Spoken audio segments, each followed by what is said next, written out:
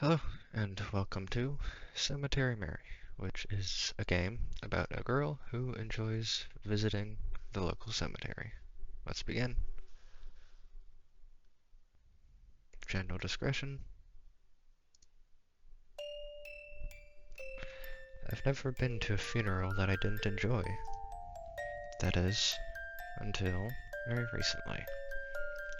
And I wasn't quite sure how to feel. It was a beautiful service, and one they certainly deserved. If only it had come later in their lifetime, and maybe it could have been prevented if there wasn't a murderer in my city. That's what everyone's been saying, anyways. The Blackwood Butcher. That's what they called them, at least. It was hard not to overhear the rumors people said about them. I heard they strike at night. I heard they only target one person at a time, and don't stop until they're dead. I heard it's a ghost, blindly seeking revenge. I didn't believe in any of that. At least, not at first. But my parents did. And because of that, they didn't like me going off to the cemetery alone. Staying until it closed, walking home by myself in the dark. Even though it was only across the street, these rumors had made them afraid for my safety. Do you really believe they're real? I asked my father. I do, he answered. Are you really worried for me? My mother did not say anything. But that is to be expected. They thought I was a perfect target, but I still didn't believe in it. Still, they were worried about me. So, they sent me off to live with my aunt, uncle, and cousin. They didn't live far. At least, not anymore. They moved from their fancy home in gorgeous Allen City to a small little cabin in the woods. I never understood why, but I never really asked about it either. My parents felt I would be safer with them. I didn't want to leave, but every day I stayed only seemed to stress them out more. So, I went, to make them feel better. For the first few weeks, everything was fine. I barely left the house, barely went to town anymore, and when I did, I was always with someone, taking all precautions to avoid becoming a victim of the butcher. But I still thought it was only a rumor, even if the number of deaths in our community increased. I never thought that I, or someone I knew, would be a victim. Then, that thing happened. To those two. And, for the first time, I was worried. Shortly after that, my own parents disappeared. They weren't in the diner, nor could I contact them. Even the authorities couldn't figure it out. No one had seen them. It was as if they had suddenly vanished. As if they were killed off. I don't like to think about that possibility. Actually, well, there was also that other thing that's happened. Maybe I should have told the authorities about it, or anyone for that matter, but I was too afraid of what might happen if I did. Oh, that's not an ominous text at all. Oh, here we go. Ah, I knew I would fall asleep if I sat down. Is it raining outside? It wasn't supposed to rain today. The light's on outside. Is Croven out there? I better go check. Very neat art style. Lineless, even.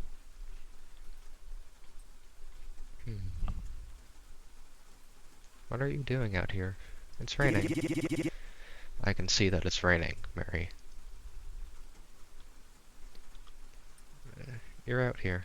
Where's Aunt and Uncle? Quit it, Mary. How many times do I have to tell you? They went to hell. I finished dinner. Come inside. It's spaghetti. I used your favorite sauce, too. Okay, I'll be inside in a second. Just let me put this out.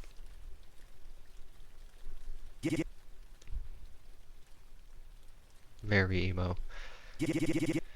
All the food is cold. Sort of being dropped into the middle of the scene, as opposed to the beginning. It's interesting. Let's go ahead and save here. Are you upset with me for what I said earlier? No, don't worry about it. It was just a slip-up. I probably would have made the same mistake. So don't talk about it anymore, alright? If you say so then. I'm really sorry, Crow. Murray. What did I just say? We're not talking about it anymore.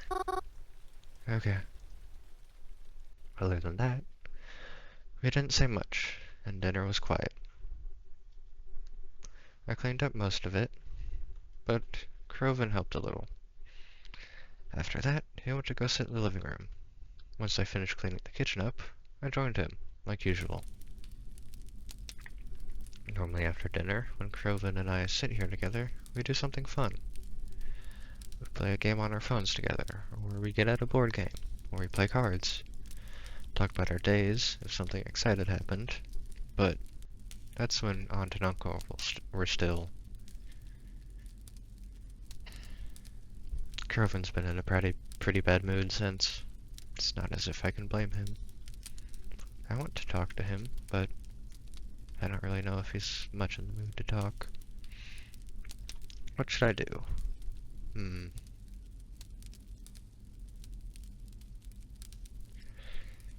Probably just best to leave it alone for now. If this continues, maybe we should try again the next day. So let's just go to bed. I decided it'd be better off just going to bed at this point. After a few more minutes of awkward sitting, I went upstairs and headed to my bedroom. I didn't want to make Croven angrier than I had already. I brushed my teeth and got changed into my pajamas. I stretched out on what you could consider my bed. The room I have in the cabin is nice. It's not like my room back in my actual home. But I've stayed here so long, I've been able to decorate it a bit more to my liking.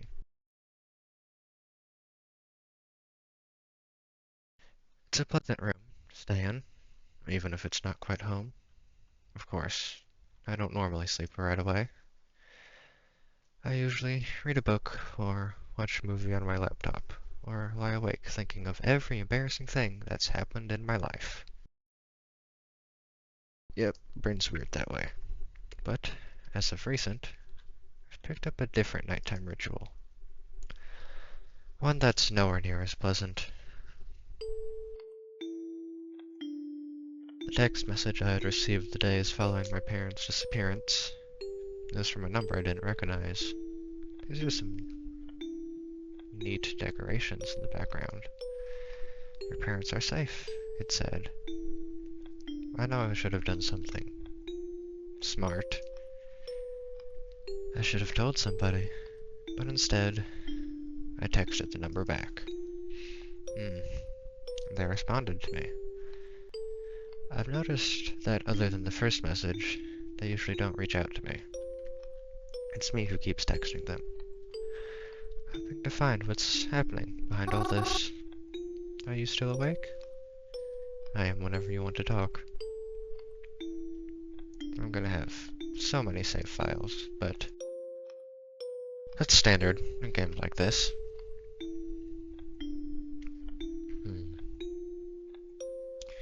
Will you tell me who you are? That I cannot do. My identity must remain hidden. Forever? No, not forever. Then why can't you just tell me who this is? Because it's not safe. Why wouldn't it be safe? You'll have to trust me on that. I don't trust you at all. How did you even get my number? Your parents gave it to me. Why would they do that? Because they care about you. You must be lying to me. My parents wouldn't do something like that. I'm sorry. You don't know your parents as well as you think you do. That's interesting. What does that mean? Seriously, you freak me out. I just want my parents back. Please don't drag this out. I just want them back home. You should get some rest. It's late, isn't it? I'll talk to you tomorrow. I don't like to text for too long. Until then, goodbye. Goodbye. They suggested I get some rest. But how did they expect me to do that? I had never felt more restless in my life. Even asleep, I knew I wouldn't rest. When I woke up the next morning, Grieving had already left for the day. That wasn't a surprise. He'd been staying out late and leaving super early since the incident. I think being home bothers him. I'm not surprised. Whenever I pass the diner, I too feel like not being there. Not the same without Mom and Dad, after all. Despite this cabin being out in the middle of the woods, it really isn't all that hard to get back to Blackwood. Outside of our cabin is a faint dirt trail. We kind of look like some sort of marionette, almost. It gets a bit twisty at some parts, but it isn't too confusing. It takes about 15 minutes to walk down, but maybe 10 if you're fast. At the end of the trail, there's a fence. One with a slight gap in it. And past that fence is a little community. It isn't big. A few trailers, with a few people living all the way out here.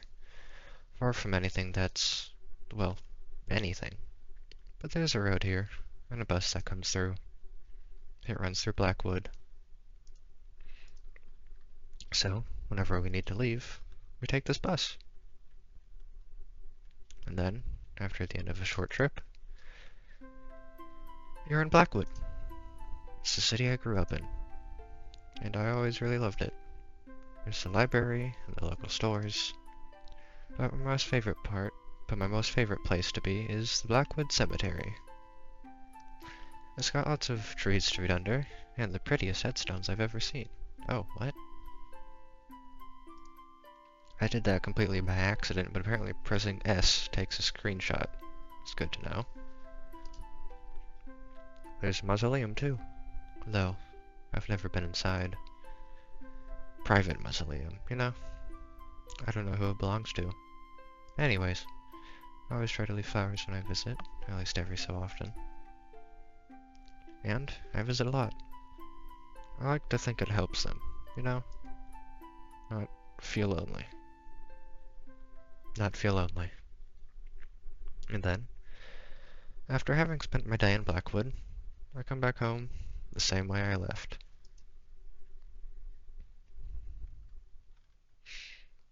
But I always make sure no one sees the way I come back home. Just in case. You know? Better safe than sorry. Despite the recent events, I too leave the cabin more than ever now. Grieving is really home, and I don't like being here alone. I know I'm just being paranoid, but I don't like the thought that maybe the butcher could find me out here all alone. Even if that's the whole reason I'm here in the first place. So, I go out a lot now. I feel more comfortable surrounded by lots of people. Despite how things may seem, I always preferred to be around people, anyways. That's one reason why I like to go to the cemetery so often. There's always people there, even if you can't see them. After I got out of bed, I made myself a small breakfast, and got changed into my favorite outfit.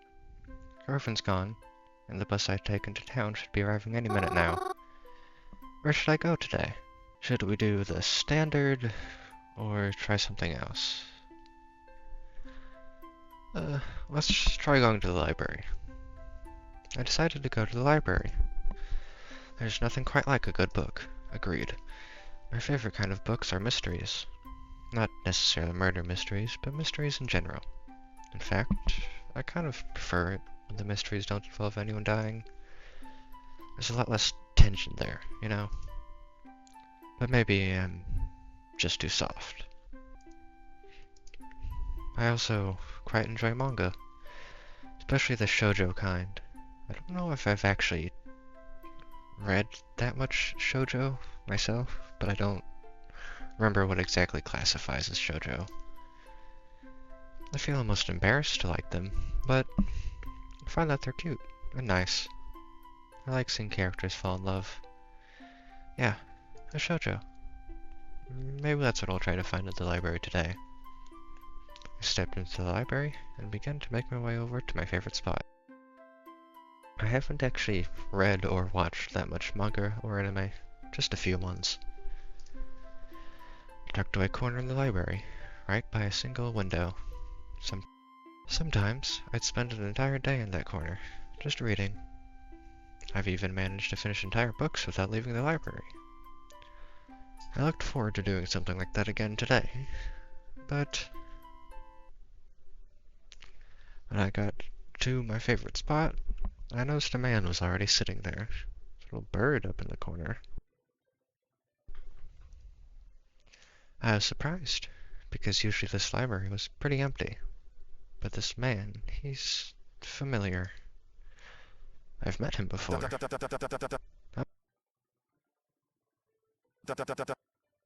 Oh, it's you. Mary. Marianta, yes? Her name is Mary and she looks like a marionette. That took me so much longer than it should have. That's right. I remember you. From the funeral, right? Indeed. Do you remember my name? Reginald? That's right. It's a pleasure to see you here. I was hoping I'd run into you again one day. Oh?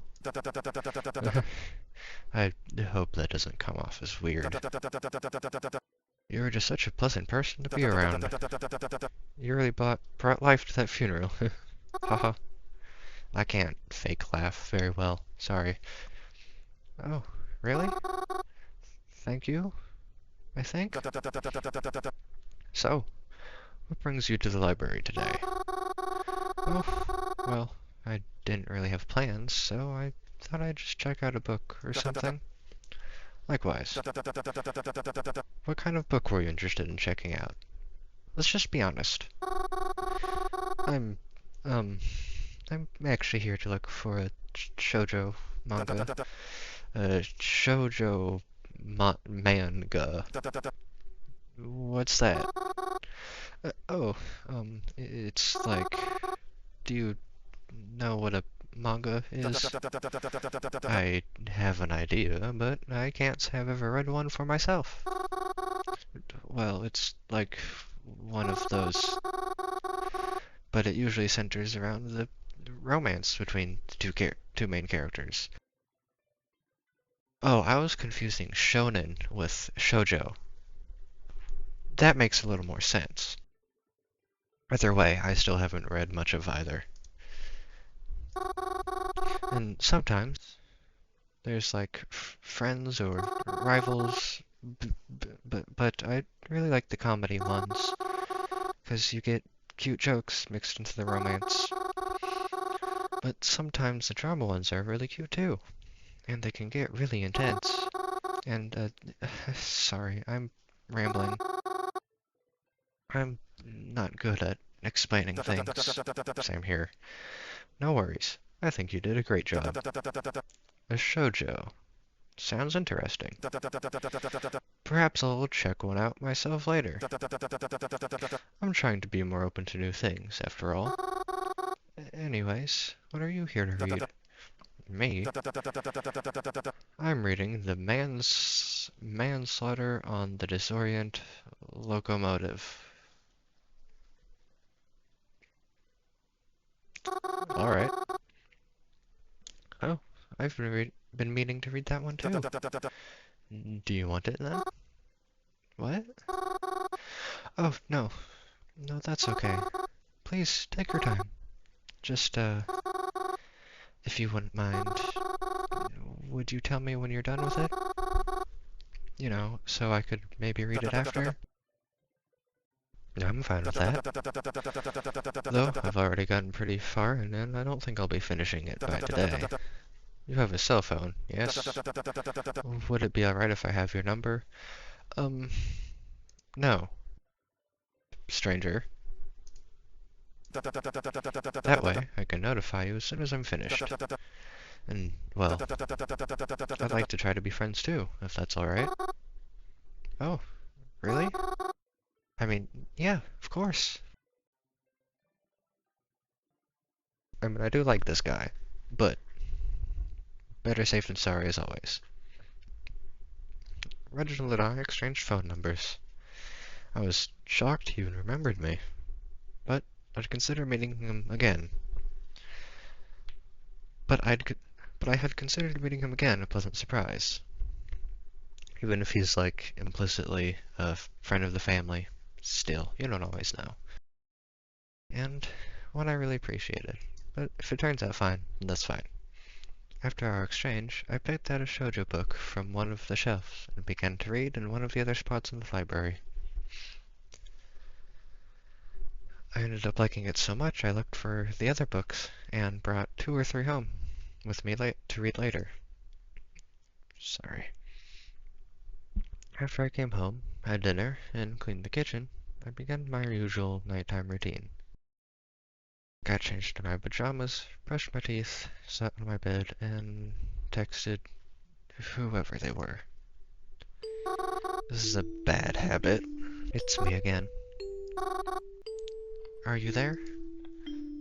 Yes. You're still not going to tell me anything, are you? No. Can I ask you something? Even if you won't give me an honest answer anyways. Okay. Are you the Blackwood Butcher? Would I tell you if I was? Are you afraid for their safety? Of course. Why wouldn't I be? I see.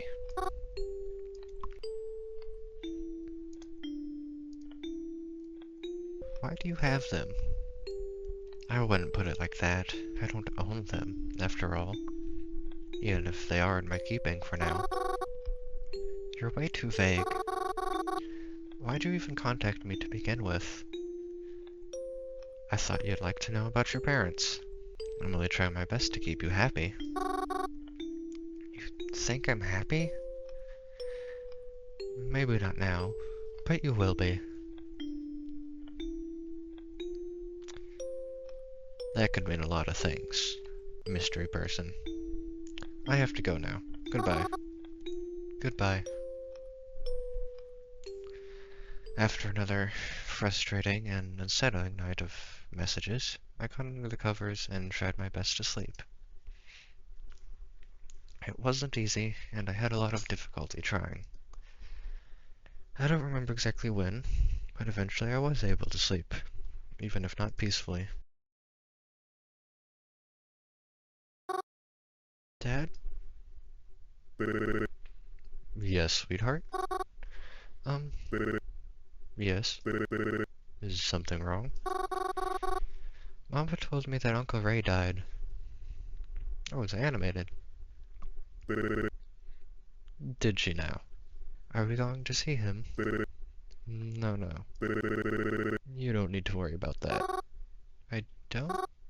But, listen, Mary. Normally, when someone passes, you hold a funeral for them, right? Yeah? The thing about funerals, though, is that they're for people who are worth remembering. Ooh, okay. Bad uncle, I take it. I get that. after I got out of bed. Okay, same as before. Where should I go today? We could go somewhere different, but... well, I guess Reginald has our phone number now, so... I mean, we had bought some books, so let's actually just head to the cemetery, if that's our character's favorite spot to read. I went to my favorite place, the cemetery. Cemetery is pretty much on the same block as my family's restaurant. Right next to it, in fact. Okay, so we own the diner. All you have to do is cross the street. It's on the same side of the road. Or perhaps owned is a better way. I think my parents chose this location because it's good for a business.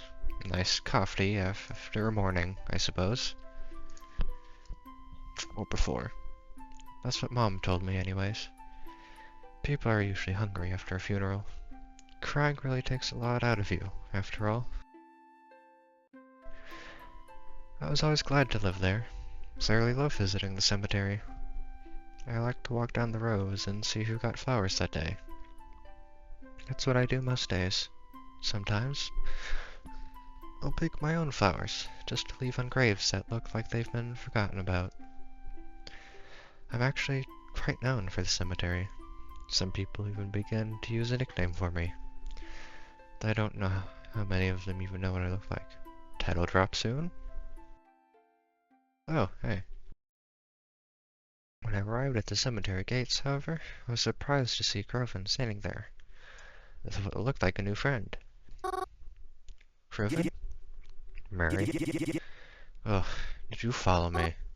Huh? No, I didn't. You know I always come here. Yeah, but that's usually not until later. Why are you here so early? I mean, it's not as if I had anything better to do. Well, do you have to be here right now? Are you the kind of person who's... Are you embarrassed of us, or are you on a date? I'm kinda on a date, okay. Yeah, alright. Oh, this is a date. I mean, it can be, if you want it to be. I'll think about it. You know what, let's be a little nosy. Who's your friend? This is Vasilis. I met him at the arcade. Yo. Sorry, Mary, but can you please go? I really just don't have the energy for this right now. But you have the energy for a wannabe date? Yeah, okay. Sorry. I didn't mean to intrude. I'll see you later. Later. See you some other life, Mary? I don't know if I've got the right voice for that character. I left Grieving alone. I didn't want to interrupt his little date or whatever. Especially I didn't want to make him more mad at me. I'm probably best at the kind of characters like Grieving, honestly, just for how my voice naturally is. However, I wasn't going to let him stop me from going in the cemetery. I continued on, past the gates, and stepped inside. I mean, just avoid him. You don't own the cemetery. It should be big enough for the two of us. I could have gone harder there, but I can't do it without getting loud, and I don't want to be loud. It seemed emptier than usual. Didn't look like any funerals were being held today. Would it be mean of me to wish there was? You're curious. Yeah, it probably would be. Forget I said anything like that. It was a really awful thing to say. When nighttime rolled around, I headed back home. I slipped into my pajamas and headed to bed almost immediately. Of course, though, I couldn't sleep right away. I had someone I needed to talk to first. Reginald? Good evening, again. Good evening. May I ask you something? You always do. How did you know my name is Mary? I've always known. Huh? I've always known what your name is. Shot in the dark here, and I get he's supposedly dead. But could this be our uncle? And that he may also be the butcher? We'll see. Have we met before? If we did, you probably wouldn't remember. If? So, we didn't meet? Take the if as a maybe. We may have met before. But would it make any difference if you didn't remember me? It would be as if we were meeting for the first time. That's weird. I'm uncomfortable. Yeah, this whole situation is. Any updates on my parents? They are fine. Will I ever see them again? Yes. Because I'm coming to get you too. Yeah, I thought. Okay. I just need more time. Good night, Mary. On one hand, it's awfully suspicious why the mystery number doesn't just ask us where we are, but at the same time, it's smart, too. Obviously, they know we're not completely comfortable with them, so straight up asking for our location is way more of a red flag. So perhaps the reason they're not asking is because they're smart enough not to. I went to sleep, feeling pretty shaken that night. I tried not to think about it. Surprised I was able to get any sleep at all. Surprised I didn't have any nightmares either. Uncle Cross? Yeah, Mary? No, that's not quite right. Yeah, Mary? Uncle Cross? Can I ask you a question? Sure thing, kiddo. Shoot. How do you lose your eye? Oh, Mary. That's... Oh, that was the dad. It's fine. I don't mind. I lost my eye in the war. You were in war, Uncle Cross? I was. I won't get into the specifics of it, but it was important to me that I protect my family in any way I could. Do you miss it? My eyeball? Yeah. You know something? Not as much as I thought I would. I think I would miss you a bunch more. I think I would miss you bunch a lot more. Oh? You wake up and do the things. So I want to see if we can find Reginald again. Okay, nope. We have to go somewhere different each time. Okay, well. That's good to know. I decided to go to the new cafe that opened up. Okay, so it's different. Planet Dollars is a popular chain, but we've never had one in this town. Well, until now, that is. I've always wanted to go to lunch to try it, you know? There's a lot of it you knows. Although, I don't actually like coffee. But still, could at least see what they had, right? When I got to the cafe, it was already packed. I thought since it had been around for a few weeks, some of the hype surrounding it would have died down. But I guess not, seeing as how noisy and crowded it was. Oh no. Still, at least it was something different from usual. As I said, I'm not particularly fond of coffee. Me neither. Since I had a light breakfast anyways, I decided to treat myself with a muffin. A chocolate muffin. Because sweet foods are the best. However, I found myself in a bit of a pinch when I tried to look for some place to sit down. It seemed as though everyone's seats were already taken, and I really didn't want to walk and eat at the same time. I can save it for later. Luckily, though, I was able to find an empty seat.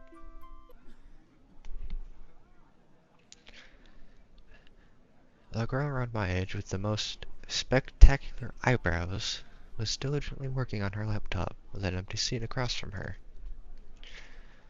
I figured she must be writing an essay for college or something. Sure, coffee shops are popular with people in college, or so I hear. Seeing as this was the only seat left, I asked her, "Excuse me, may I sit here?" She didn't verbally answer me. Rather, she glanced over at me, rolled her eyes, and nodded to the empty chair. I, so far, were the only character with that kind of eyes. A lot of the other characters just sort of have the iris and pupil, whereas we have just sclera and iris, if that means anything. I tried to look apologetic as I sat. "Thank you."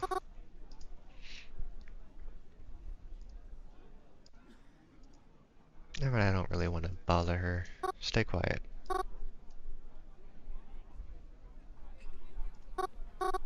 It's just...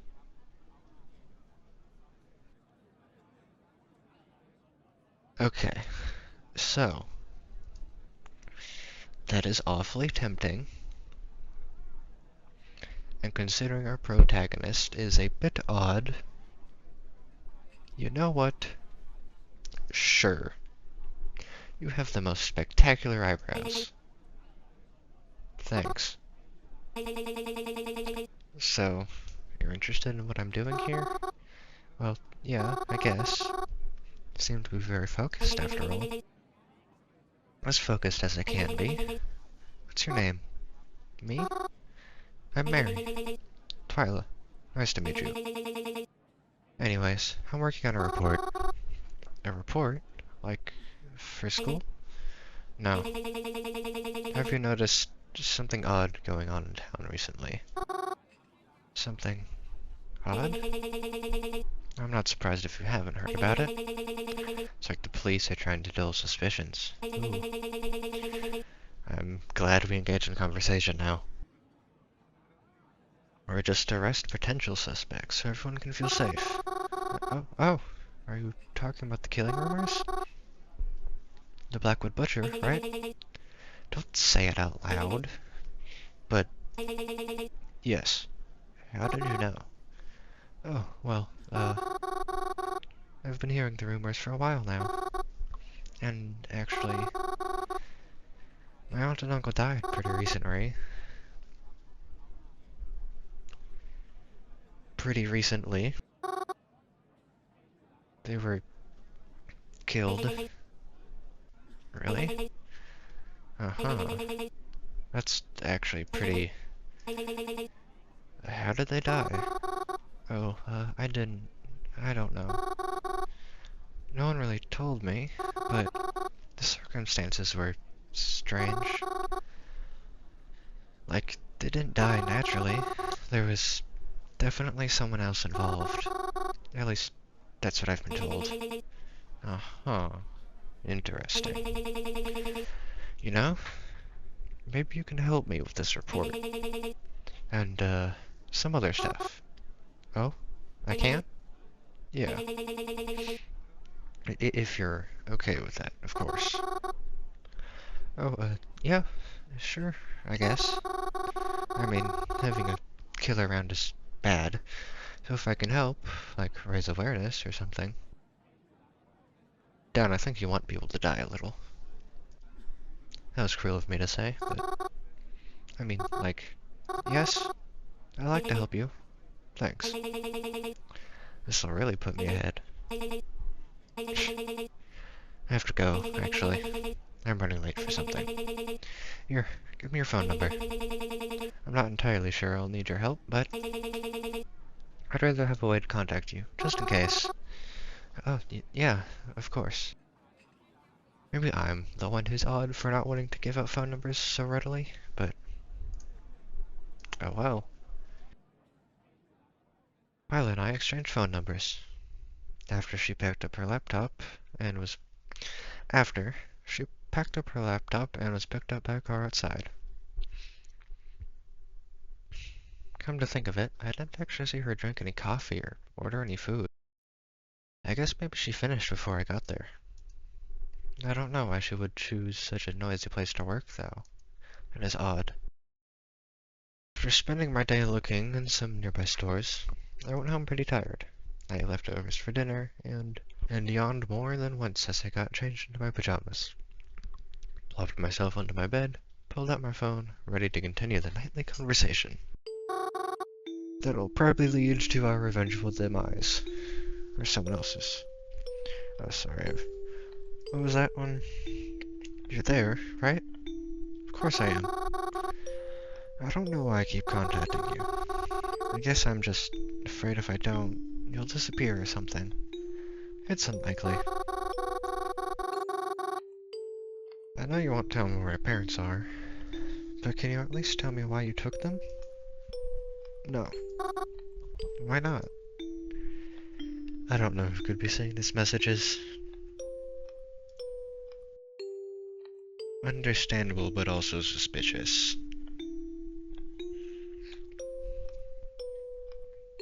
Are you worried about being traced? Possibly. I may even change phones from time to time just to be careful.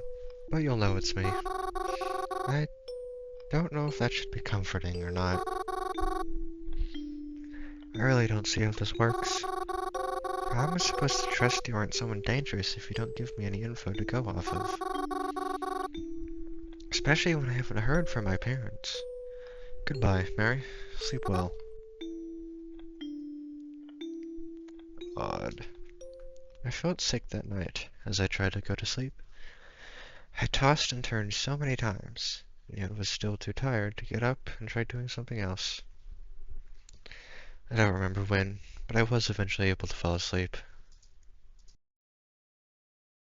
I didn't sleep very well, though.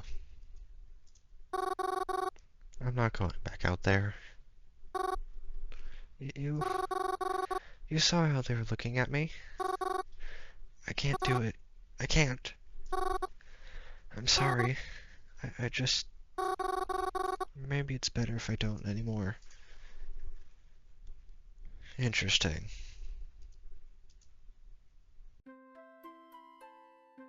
I woke up late the next morning. I must have been pretty tired after the last few days. Dragged myself out of bed and followed my normal morning routine. Etc. Gone once again. However, I checked my phone once again. Okay. I can read, I swear. However, when I checked my phone that morning, I realized he had sent me a message. To my surprise, there were other messages there as well as from my new friends. Who should I read first? Ooh, it's an interesting background.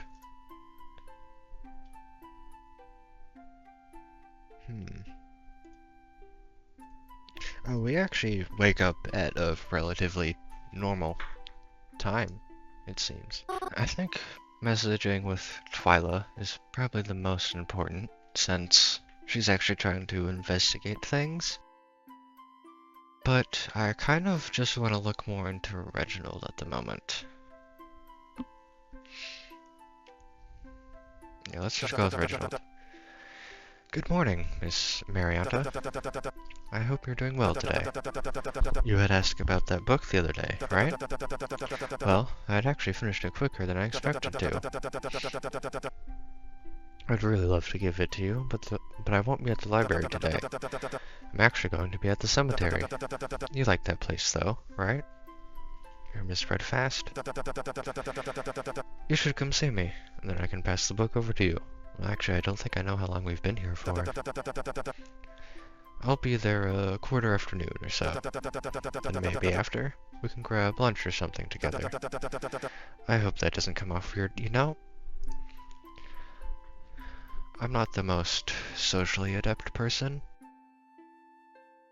but things actually come off more weird than they already had when you followed it up with, I hope that doesn't come off as weird.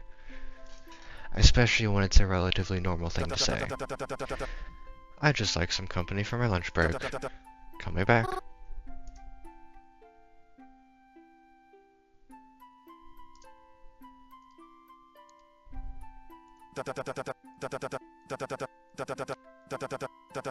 Okay, so we can just read through all of them. Alright.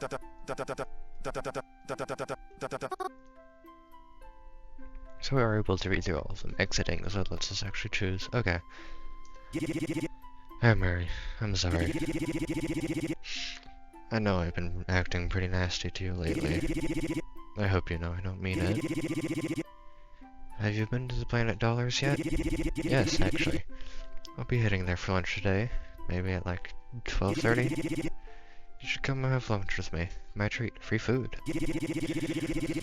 And then I can, like, formally apologize or whatever. Mary, it's Twyla. If you're still interested in helping me, I'll be at the library on noon today. It should be quieter there. There's some books I want to pick up for research purposes. Meet me there if you can, but if not, I'll just call you up another time. Okay, so it seems this game might be focused on character routes, but maybe we can also mix routes? I'm not really sure. Okay, so I just went back to read the description a little, and yeah, there are 3 routes, so I'm assuming that follows each character, a good and bad with each. But then it says a true ending can be unlocked within each of the 3. So, for now, let's just go ahead and follow a specific route. Let's just go ahead and lock in with Twyla for now, since I am, well, actually, to be honest, I think I'm most interested in Reginald. His message? Yeah, only able to meet up with one of them. Where should I go? Okay, so. Twyla almost seems the most important, since she's actually trying to investigate things. Groven seems like it'd be nice, since that's the person we're actually living with at the moment, but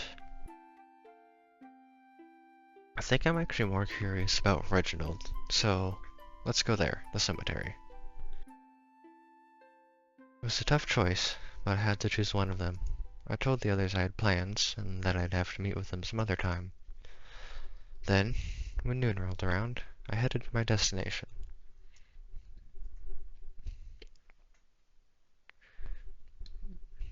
Reginald was not outside the cemetery gates, as I had expected, so I dove deeper into the cemetery. At first, I was worried he had left, but eventually I was able to find him on one of the paths. He seemed to be looking at a few graves, as if he was looking for someone. I called out to him, as to not startle him. He noticed me and waved me over, so I made my way over to him.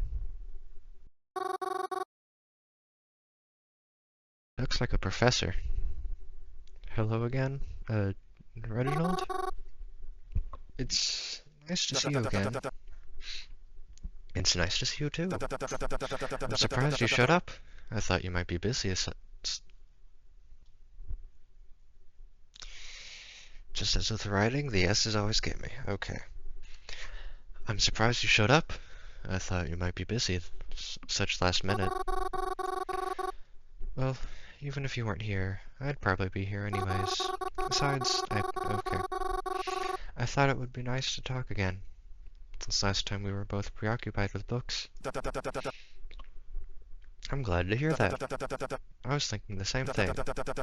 Oh, and speaking of books, before I forget, Reginald handed me the book from the other day. Don't worry about checking it out at the library. I told them I'd be giving it to you, so I had them extend the due date under your name.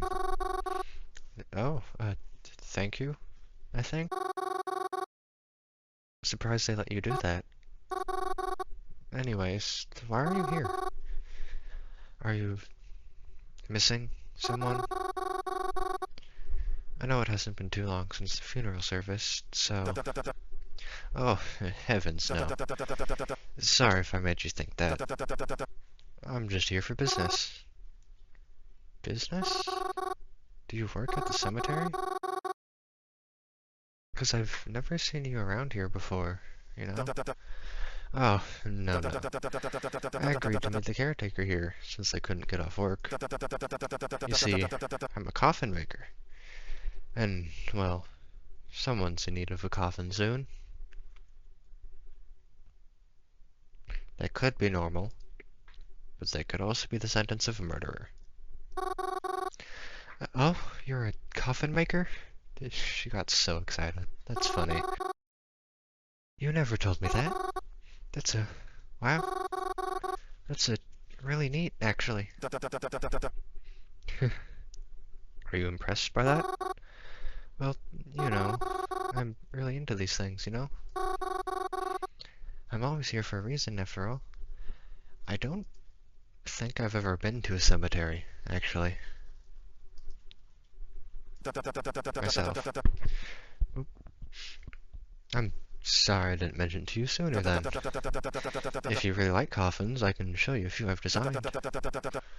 It is very interesting handiwork, though. I mean, it's woodwork, typically. Intricate designs. Delicacy. I have a before. I have a portfolio. This word is not that difficult to say. I'm sorry. I have a portfolio back at home, but there we go. I'm sure I have a few pictures on my phone I can show you too. Oh, yes, please do. I'd really love to see. Reginald showed me a few pictures on his phone of some coffins he's made. They were also detailed and intricate. They seemed personalized to the person they belonged to. I was taken aback. That's actually really nice. I could have stared at them all day if he had let me. Maybe you should follow in his footsteps. It'd actually be an interesting job. Wow, those were really beautiful. You really made those? I'd, I'd love to be buried in one of those one day. Was that weird? No, you flatter me. I'm gonna be honest, I think the only reason these conversations seem weird to me is because most other people don't think of those things as normal, but I actually find this really interesting. I'm happy you like them so much. What's with that look? What look? I wasn't making a look. Sorry, I just had a sneaking suspicion. But no, I'm sure I'm wrong. Suspicion? About what? Oh, I was just thinking that you'd want me to design a coffin based off of you, too. Wait, are you serious? I mean, I know I don't need it right now, but I'd be so happy if you did. I mean, we hardly know each other, and that's so generous. Oh, it's nothing, really. Free coffin, wow. I thought someone like you would appreciate that offer, and I could always use a new muse. To design a coffin off of a person is very interesting. I hadn't thought about it too much before, but yeah, any sort of creation is art, so coffin making falls into that as well. It'd be my pleasure, especially if it would make you that happy. You just have to promise you won't go dying on me anytime soon. Okay, there we go. Oh my gosh.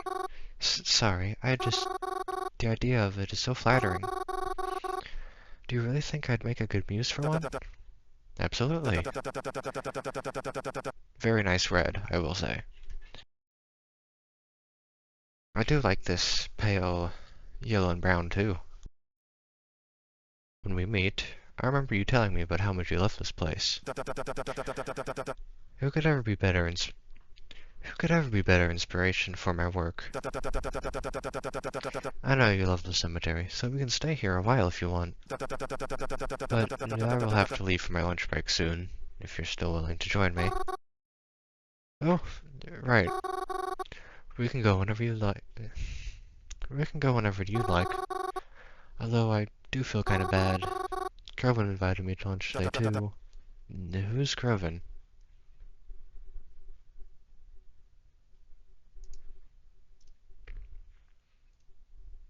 Just the boy I live with is oddly vague. He's my cousin. I mean, we're not actually blood related. Oh, that's interesting information. bond over blood, of course, but... And we're not like in-laws or anything either. Family has just always been really close to mine, ever since we were kids. So I call him cousin, even though he's not one. I have an uncle like that. Though, sometimes you can feel more like an annoying older brother. Especially with his nasty attitude lately. I mean, he's emo. Nasty attitude? Yeah, he's been very easy to upset lately. Though, I guess I can't really blame him. And I know I don't really help. Well, I think you made the right decision to come here instead. You do? Absolutely. You shouldn't force yourself to be around someone who's making you feel so bad. That is true, but he did say he wanted to apologize. We'll do that right eventually, though, of course, so... Really, Mary, you have to take care of yourself, you know? So, let's go somewhere where you don't even have to think about it. Don't worry about a boy like that, and if he ever really gets on your nerves, you can always give me a call. I won't mind. I understand how frustrating people can be sometimes. You mean that? This guy is very nice and ideal, and that's part of why I'm suspicious. Possibly a me issue, though. Thanks, Reginald. That means a lot to me. Is he supposed to be British? Maybe. I can't do accents, so that's not gonna happen. Of course. Come now, let's get going. Oh, and on the way, maybe you can recommend one of those shoujo mangas to me. I've been meaning to find one to read.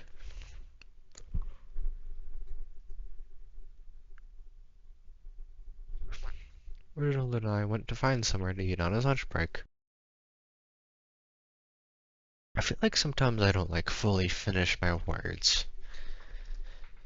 Even though I hadn't known him long, he was treating me as if we were always friends.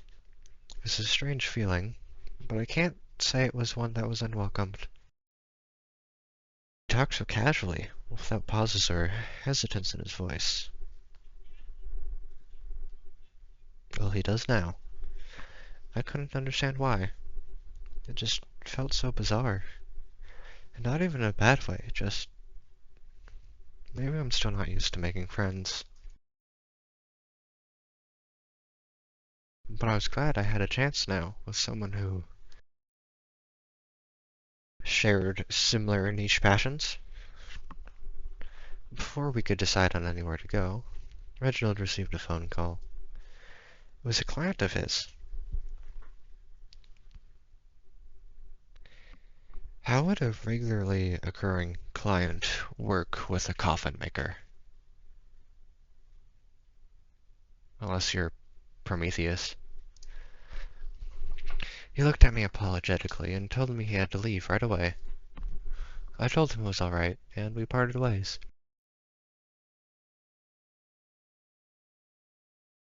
After he left, I headed back to the cemetery. I didn't see anyone else there the rest of the day. I never know if that's a good thing anymore. On one hand, no one's dying, but on the other hand, no one's visiting in remembrance. When I got home that night, I did my usual routine. To finish it off, I plopped on my bed and took out my phone, just like usual. Hi. Hello. Can we talk about that thing you said the other night? I haven't been able to stop thinking about it ever since you said it. What's bothering you? You said that you were coming for me. That you just needed more time? Are you really going to steal me too? It'll be alright. I promise. It's for the best. You're gonna make me feel sick all over again. What do you want me to tell you?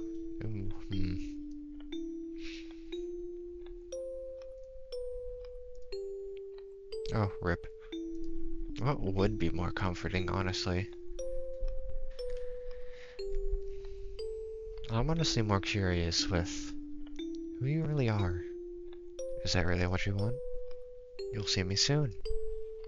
But you shouldn't worry about it. I don't like that. It will happen when it happens. This is for the best. Even if you can't see that right now. That is... I don't have much experience, but I think that's kind of like a toxic relationship line. I'm doing what's best for you, even if you just can't see that right now. Sometimes that can be true, but also, sometimes it's not. Even if you can't ever. When will this be over? Soon. Soon, hopefully. I just need more time. You'll hang on for me, won't you? Do I have a choice? Haha. Sweet dreams, Mary. Starting to get more of an idea of what kind of voice I should be maybe doing for this, but I also don't know how to, like, professionally tell or anything, so we'll see. I didn't sleep at all that night. I really didn't. There were a few times I shut my eyes and tried to, but nothing could calm me down at this point. My anxiety was through the roof. I'd bet. I just wanted Mom and Dad back. I just wanted to know for certain that they were okay. It should have been me that was taken. No, no. Maybe it was supposed to be. Maybe, actually. The next morning, when I got up, Griffin was still home. He seemed to be acting pretty normal for once. At the very least, not agitated. But despite this, I didn't sit and have breakfast with him. I wasn't in the mood to really talk to anyone. Not right now. Not after last night. It was too much. I just wanted some private time to myself. I just wanted to cool down. As I was about to leave, Crow called out to me. Not eating breakfast, Mars? I responded. Oof. Immediately putting on that happy facade. Okay. Let's at least be a little honest with it. Not today. I'm not hungry. He responded with a simple, okay. And after that, I was out the door. I just wanted to go to that place and not be bothered. On the bus ride there, all three of them texted me again. Groven said he noticed I left pretty quickly and hoped I wasn't upset with him for his behavior lately. Twyla talked about some of her progress on her research, and Reginald said he'd be at the cemetery again today. Although I appreciated their messages, I really just needed to be alone. I needed to go back there and just relax. No, that's not the right word. I wasn't going there to relax. I was going there to mourn. The Dine Red. It's where I grew up. I lived my whole life in this diner. I lived my whole life in this diner. Restaurant? Bistro? I never know the right word for places like this. I always had such silly names for it too, since it was next to the cemetery. The Restaurant in Peace. That's amazing. Sometimes the Diner. Even just simple Dine Dead. Or perhaps the Dine and Die. Well, no, that's a reference to Dine and Dash. You don't want that. I always wondered if others got on. You probably wouldn't know just from looking at it, but there's two floors. The bottom floor is the diner itself. Oh, nope. I've eaten there for breakfast, lunch, and dinner. Sometimes all on the same day. The top floor is more like a house. Our house. There's bedrooms and a bathroom, even a small living space with the TV. It can be cramped sometimes, but it's cozy. No one could up there but me and my parents, of course. The upstairs is locked. You'd need a key. Which I have, of course. After Mom and Dad went missing, the authorities locked this place up, and it's been locked ever since. They don't want anyone going in, not even me. I mean, it can't technically be a crime scene. Because, I don't know, it's kinda like a crime scene or something. But I still have the key for the front, too. It's my house, after all. Carefully scanned the area around me as I stood in the parking lot. There are a few cars that passed by, and maybe a person or two on the sidewalk. But no one really seemed to pay me any mind. It was still a bit early in the morning, so it wasn't surprising to see a few people out. I looked over my shoulders a few more times to make sure no one was watching me. Then, I stepped up to the front door, unlocked it, and took a step inside, closing the doors carefully behind me. When I stepped inside, I was instantly hit with a wave of all different kinds of emotions. I had been avoiding the diner for a long time, because whenever I passed it, I would just think of Mom and Dad and feel sad. But now, stepping inside, it felt nice. At least a little bit. Just being able to be in my own house after so long. It was bittersweet. On one hand, I felt so happy to just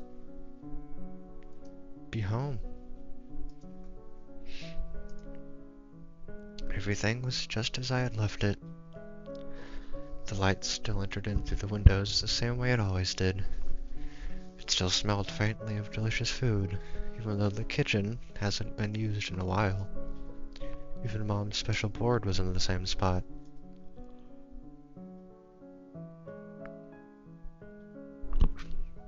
But it felt so empty, so desolate, so abandoned. There wasn't even any electricity here. This place was hardly ever empty. We always had customers, and the diner always did well. There was hardly a moment where I'd come downstairs and only see Mom or Dad. There was always people, even if just one person was here. The counter would be full of coffee drinkers at night and in the mornings. I'd see families come for dinner, or people out on dates come here. I always loved being able to see that. There are so many good memories in this place. Like,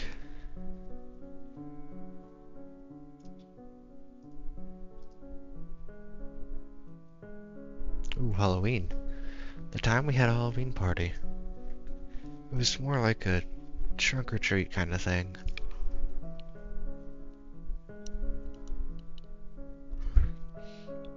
We had a bunch of cars lined up in our parking lot, giving out candy. And there were a few games to play. I remember Mom helping me put together a little Grim Reaper costume. It was a rare instance where I actually got along with other kids.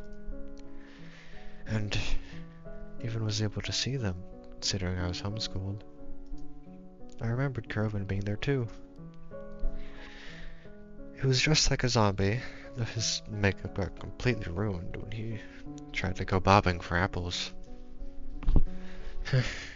Bobbing for apples. It's so gross. Who even came up with that? It is weird. I don't think I could even imagine doing it today. But it seemed fun as a kid, I guess.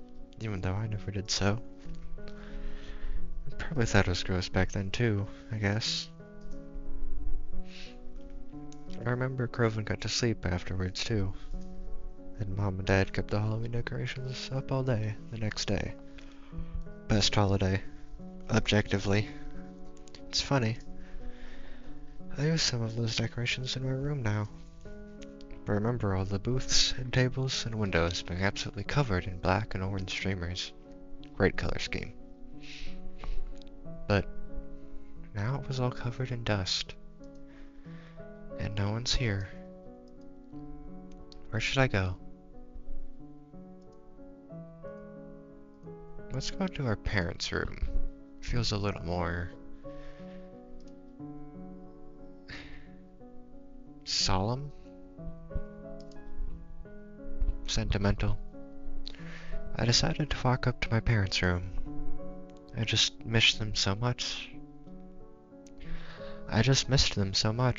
I couldn't bring myself not to.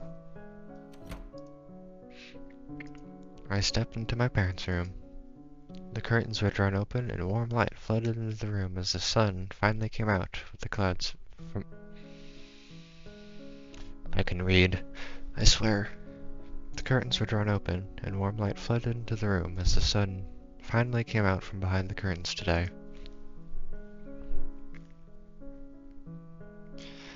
I could still smell some of my mom's perfume lingering in the air. Everything was so neat, just as they had always kept things.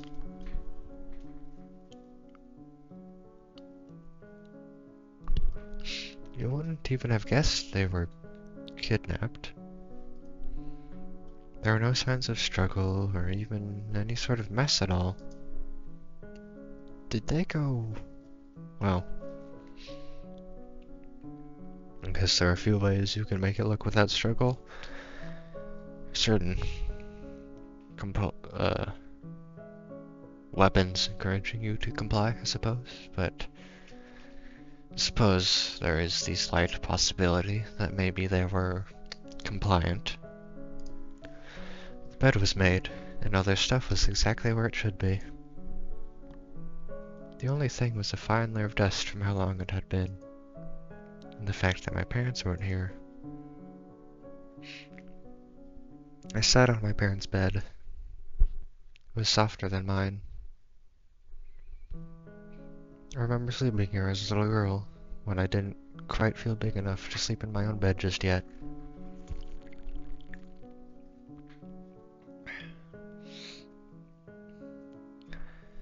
Mom would help me build pillow forts here sometimes, and we would hang up a sign that said, "No boys allowed." It didn't take long for me to start crying. I missed my mom and dad. Never even got the chance to say goodbye to them. The last message I got from them is my mom telling me she hoped I would sleep well that night.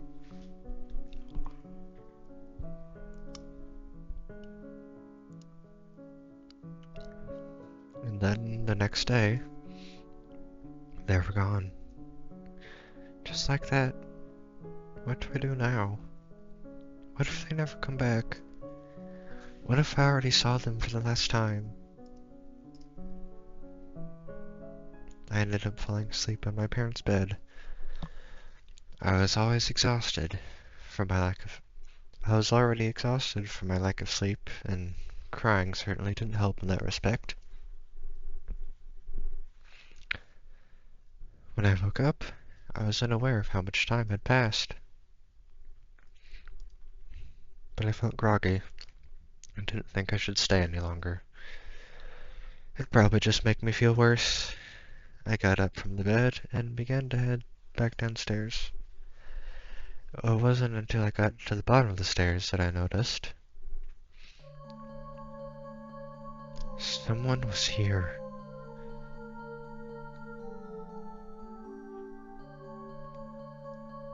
Some stranger kneeling over in front of the doorway for whatever reason.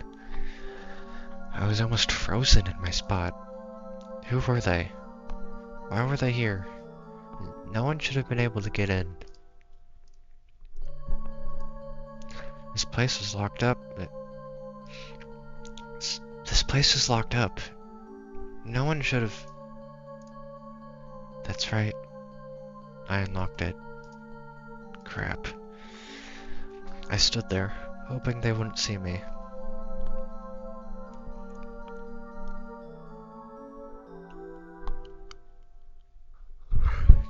way they were dressed, with baggy dark clothes and their hood up,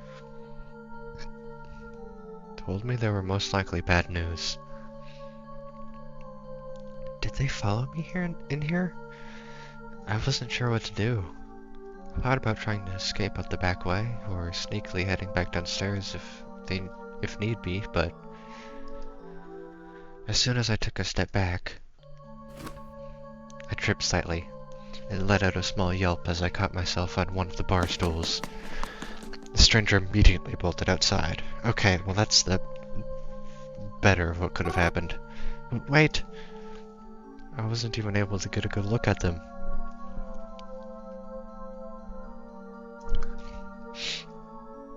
For a split second, I considered trying to chase after them.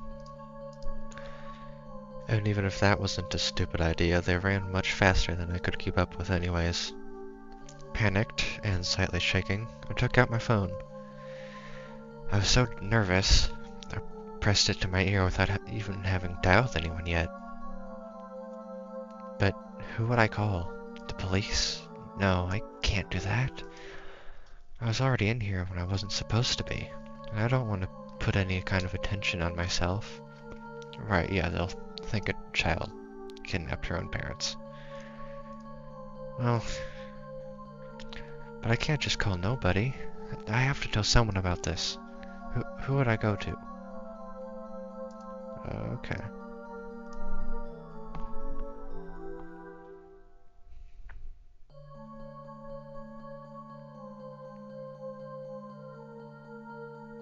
We can try to call the mystery number.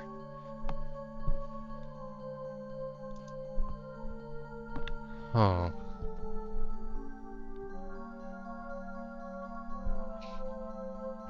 I mean, I'm between Reginald, because he's closest, but Croven is actual family. And we know him also, so he's probably the best option. But for some reason, I feel like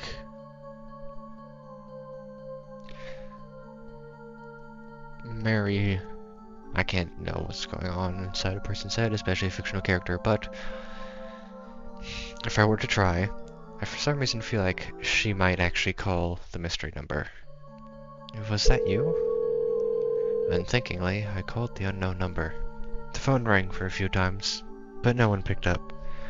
Shortly after, I received a text from them. Why did you call me? I texted them back. Was that you? Were you just in my diner? What? What are you talking about? There's someone here. I thought it was you. You're telling me it isn't? I was not there. Nor do I know who it was. Okay, sorry. I really need to call someone else then. Good luck. Okay, so... does anything happen if we try a second time?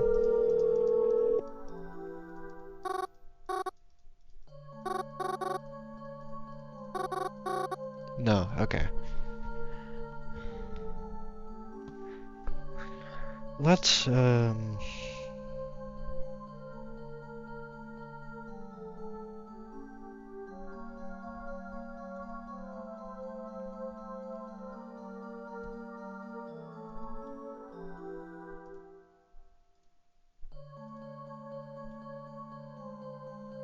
I'm in Croven's family, so he makes the most sense. I rushed to call Croven, not really. He was my family, and the only person I could trust for something like this. Please pick up Croven. So I was beginning to fear Croven forgot to charge his phone, or something or other. He picked up. Yo. Croven! Where are you right now? Are you busy? Can you come meet me? Whoa, hold up. What's with all the questions? Everything okay? I'm at the diner, and there was someone here. Some intruder. They just ran out, but please, can you please come here? Cool down, Mary. Reel it back a bit. I'll come, okay? Don't panic. Okay. I'll try not to. It felt like an eternity passed before Croven got here. I couldn't really read the expression on his face. He looked kind of concerned, but also kind of annoyed in a way too. Did I bother him somehow? Still, he calmed down pretty quickly. So we looked around the house together, trying to make sure whoever was here didn't leave anything behind. And they didn't. Except, well, when we investigated our room, I noticed one of my plushies disappeared. It was one of my favorites. I always kept it right on the shelf next to my bed, so I couldn't have forgotten it. So it couldn't have gotten lost so easily.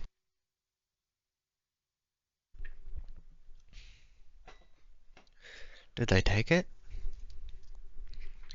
That thought put my stomach in knots. To think they must have been in here while I was dozing off in the other room. Oh God. Okay, so it looks like we dodged a bullet by going to our parents' room. That's interesting. I... After we searched every room, we headed back downstairs. Groven gave me a kind of sad look. Are you really okay, Mars? I am now. Thanks for coming.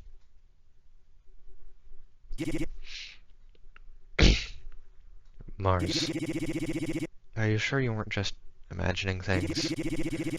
It's probably just an animal that got in. I don't know. Definitely not. I know crap's been kind of rough lately. And I know I haven't been helping in that, so... Look, I'm just saying I wouldn't be surprised if... What? No. Groven, I definitely saw a person here. I swear it. Well, in that case, maybe it was just a squatter. Groven, I really don't think so. This place was locked before. They couldn't have gotten in until I unlocked it. What if they followed me in here? You can't know that for sure, though, right? I guess not. Look, you caught me at a bad time. And I really can't do a lot to help right now anyways. Let's just get out of here and try to forget it, okay? Forget it? Is there anything we can really do at this point? You already called me just because you didn't want to phone the police, right? Look, I'm sorry someone got in. But what do you want me to do about it? I'm just one guy, Mars. I can't track him down for you. Let's just leave this place alone for now. I guess. We left, and I locked the place back up, but something seemed off about Groven today. He usually wasn't like this. Groven was always so hot-headed and defensive, especially towards me lately. But now, I'm actually asking for his help, and he just doesn't seem to care. Doesn't seem to care. I went home disappointed that night. Could barely eat or brush my teeth properly. I almost went straight to bed, but no, I couldn't do that. I just couldn't, even if I wanted to. Hello, again. Good evening. Was that you at my diner today? Okay, so we ask anyways. I already told you it wasn't. Oh, so it remembers. Do you not believe me? Do you really blame me for not trusting you? What do you want from me? Nothing. I just need you to be you. And to stay out of trouble. I'm not really sure what else to say. That's okay. I prefer when you don't ask questions. Where's that? You know what they say. Curiosity kills the cat. Curiosity kills the cat. Good night, Mary. So much for getting a good night's sleep. That's awfully ominous, yeah. Mary, are you still sleeping? Mary. No, I don't want to get up yet. Let me sleep. I had a long night last night. A long night? You went to bed at 8:30. Wow. I didn't sleep well. Well, your mother's making pancakes if you want any. Do they have chocolate chips? Of course, it's Sunday. Okay, I'll be down soon. Angel descending. I quickly got out of bed, got dressed, yawning as I descended down the stairs.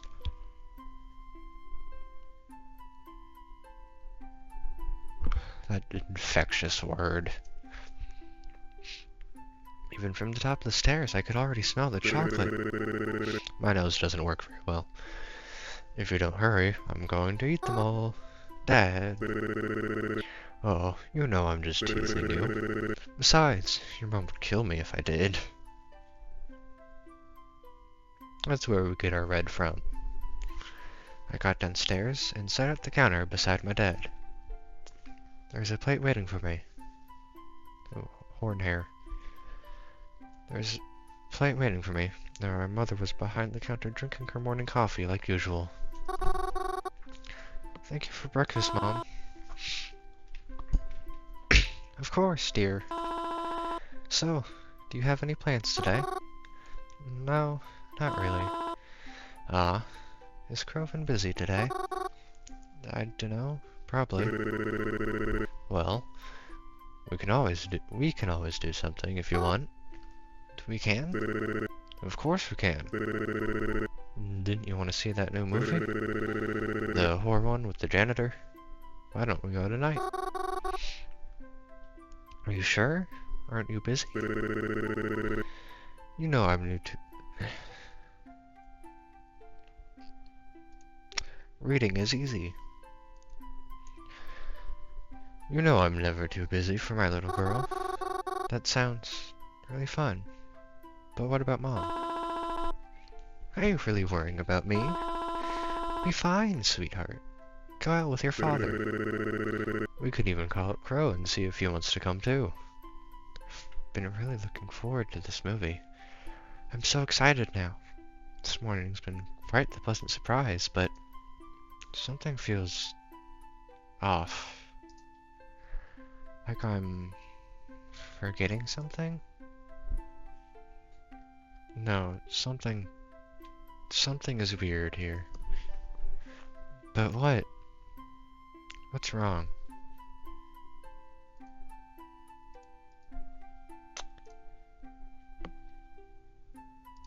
Oh, okay.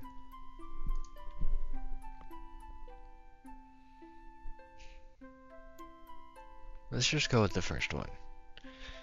It's way too empty in here. No, that's not it. It's Sunday. We don't open past noon on Sundays. Okay, well. Utensils? I mean, yeah, I don't have a fork right now. There's definitely something else wrong here. I mean, you can just eat pancakes with your hand. If there's not syrup on it, it's not that big of a deal. I don't think. Dad. Dad's fine. He's as chipper as ever, and he brushed his hair this morning, too. Good old Dad. Mom? Mom's fine. Mom's always... Wait. Oh, I knew it. From that scene earlier, I had thought that, but yeah, okay. It was just a small scene, so I didn't really think too much of it at the time, but yeah, no, she can't talk. Mom? Mom can't talk. Mom is mute. Mom's never been able to talk her whole life. I had to learn sign language as a kid to be able to communicate with her. She's never... Whose voice even was that? That was talking to me. My mom doesn't have a voice. What's going on? Mary? You okay, hon? You look like you've seen a ghost. I'm fine. Is this gonna be some sort of evil twin situation? I hope not. Are you sure, dear? I could make you some tea to help you calm down if you're feeling anxious. No, no, I'm okay. I think I'm just gonna, uh, go to the bathroom. What'd you do in a situation like that? That's interesting. I hopped out my seat and rushed my way over to the ground floor bathroom. That, that wasn't my mom. Was that even my dad? I was hoping that once in the bathroom, I could rinse my face off and make sense of things, but... What? Mom? Mom, what are you doing here? Weren't you just outside? Jump scare time? Oh, goodness. Please don't get me demonetized. Well, I actually don't have enough subscribers to get monetized in the first place, so I can show all the gore I want. What's the matter, Mary? I thought you liked ghosts. There's a funeral today. I'm happy. Is that bad? I had been planning for it. I overheard them talking about it in the cemetery. I'm planning a spot for her. Is that bad? I really enjoy funerals. I always have. Even when I like to see everyone gather around for their lost loved one.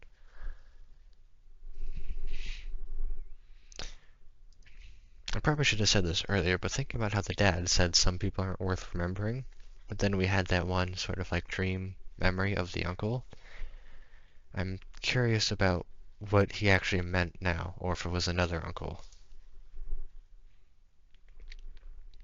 I like to see everyone gather around for their lost loved one. They're all so sad. They bring flowers and sometimes even little parting gifts. That's so nice, don't you think? Their spirits could talk. I bet they'd say they appreciate it. Would a ghost attend their own funeral? I would. Well, in any case, I'm excited for the one today. I'm excited to see what they're like.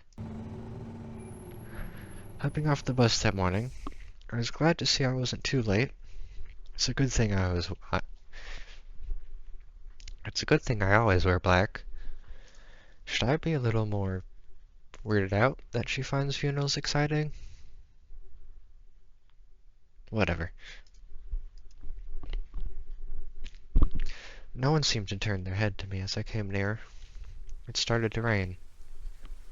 They never said anything about rain today, but I thought it might when I saw the clouds out this morning. Sometimes just looking at the sky is more reliable than the forecaster. But sometimes better safe than sorry, too. I've said that so many times. So I came prepared and brought my umbrella. It was then that I noticed a little old lady with no umbrella. And no one was even bothering to help her keep dry, so I covered her with my umbrella. Hmm? Oh, it's an umbrella. You scared me for a second.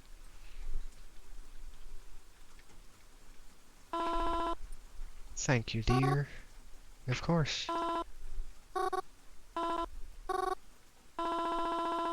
Pardon me if this sounds rude, but were you one of her friends?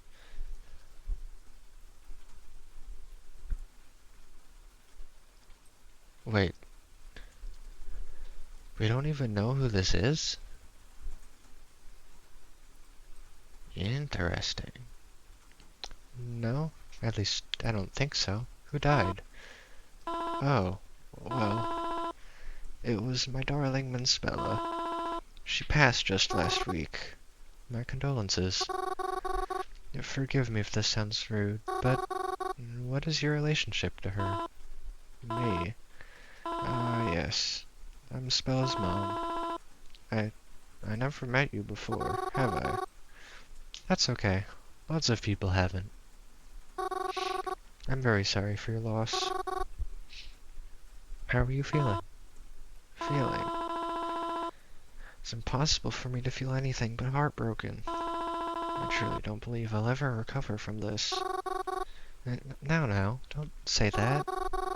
She wouldn't want you to think like that, right?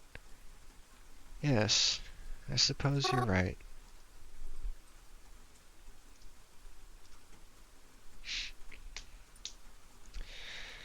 If I may, how did she die? It's... You do not have to. I'm sorry if that was too intrusive. She... She was sick, you see, for a very long time. She was in the hospital for a while. We always thought she was going to get better.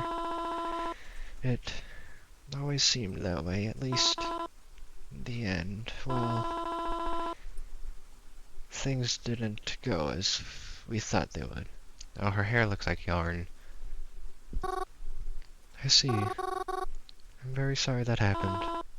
It's alright. We tried our best. Do you think she's scared? Hmm? She's all alone now. Where's she going to go? And who will tell her how to get there? The way she is right now. Is she happy? Even if she's not.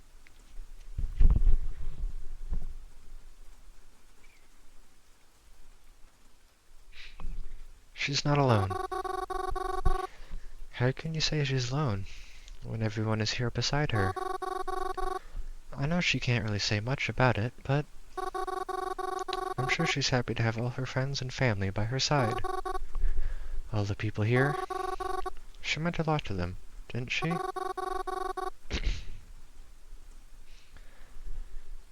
That's why they're all here to keep her company? I know lots of people like to think you're alone when you die. But I think it's hard to consider all this being alone, you know?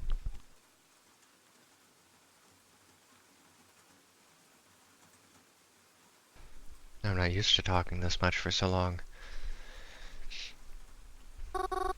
She's not alone when we're all here. Yes, I suppose that's true. We're all together here, aren't we? Then, I suppose I'm glad she isn't alone. Yes, me too.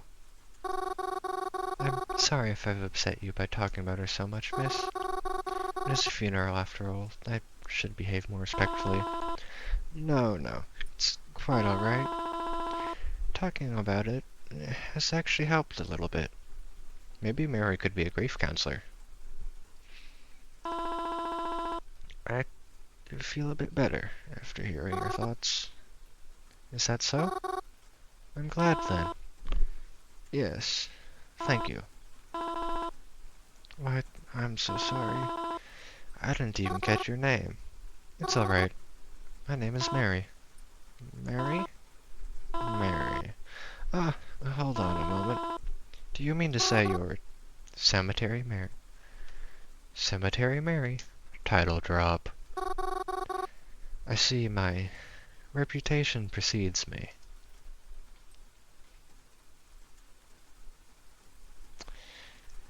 Huh. Yes, it's me.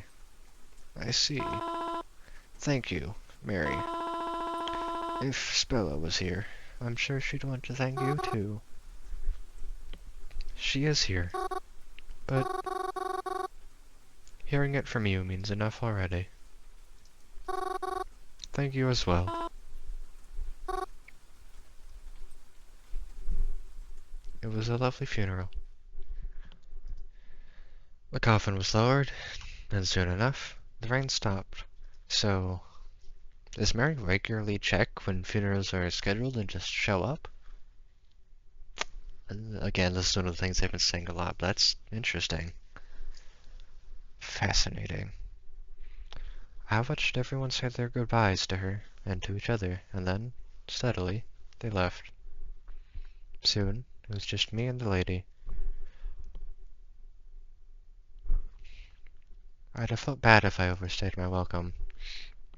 I didn't want to outlast her at our own daughter's funeral, so I quietly said my goodbyes and left. But, to my surprise, someone was there waiting for me on the sidewalk.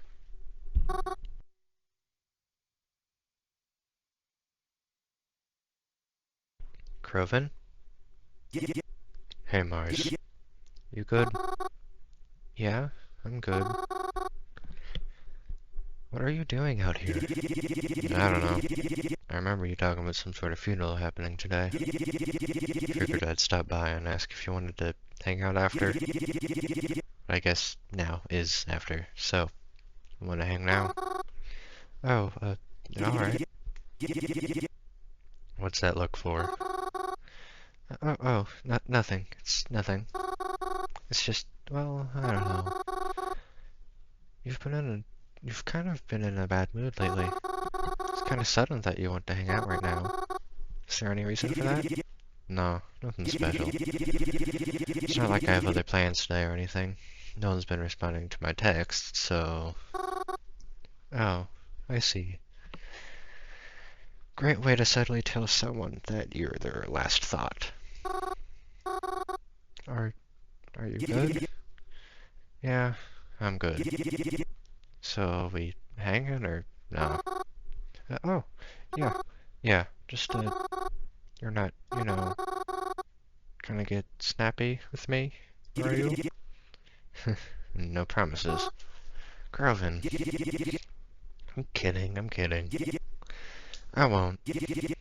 Come on, let's go. I followed Grieving down the sidewalk as we headed somewhere.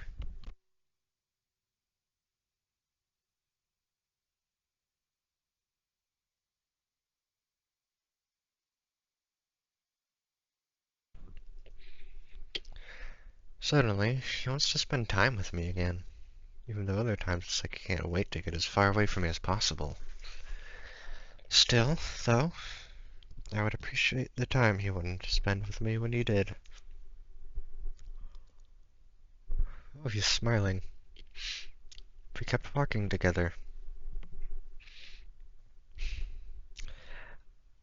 I don't think we've met a character so far that has the same sort of eyes as Mary does. They all just sort of have the one color and then pupil, which is interesting. Aside from our parents, maybe, but I should have paid more attention, but I don't remember if their eyes were open in the last scene or not. I kind of just let him lead and follow wherever it was he was going. I didn't even think to ask until we had been walking a block or two already. Oh, hey, where are we going, actually? Or are we just wandering? Huh? Oh, no. I figured we could go to the arcade together. Ever since I was there the other day, I've been itching to go back. It's not like I can play the fighting games alone. I mean, I can, but it's not as fun. The arcade? I felt so excited. I couldn't remember the last time I went to the arcade. Or any arcade, for that matter. I don't think I've been to an arcade before, but I have played Pac-Man and Galactica type games. Specifically a biomechanical one. I wonder if it still looked the same as it does in my head. I wonder if they still had the crane machine. Well, those questions would be answered shortly enough. His mood's very shifted. The automatic doors in front of the familiar brick building begin to open up. Ooh, he looks so excited. No promises I can emulate that, but I'll try my best. Bright light from outside leaked into the dark interior of the building. The arcade. Oh, it's just how I remembered it. Except cleaner, and with a new carpet. And I was taller now. Oh, goodness. I haven't been to the arcade in so long. Really? My friends and I are here all the time. Honestly, it's kind of a wonder we haven't been kicked out by now. Don't tell anyone, but I cheated at skee-ball last time I was here. Maybe we can do that today and rack in some tickets. Then we can finally get that lava lamp from the prize booth. But only if they still have it in the blue color. I would have thought you all would go for red. This is so exciting. What should we play first? I don't know. Why don't we just look around and see? Groveland and I sought out a game to play. We tried to look for ones we could play together since we were both here, It's a bit of a challenging finding one that was free, though. I guess everyone else had the same idea we did to come here today. Say, last time you were here, that's when you met that person, right?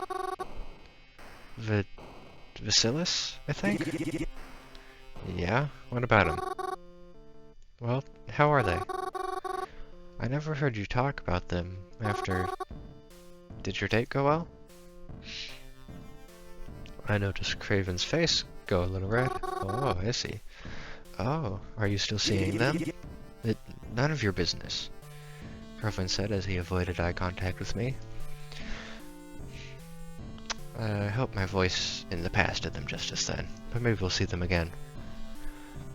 Although it was a bit snappy, I could tell he didn't mean it maliciously.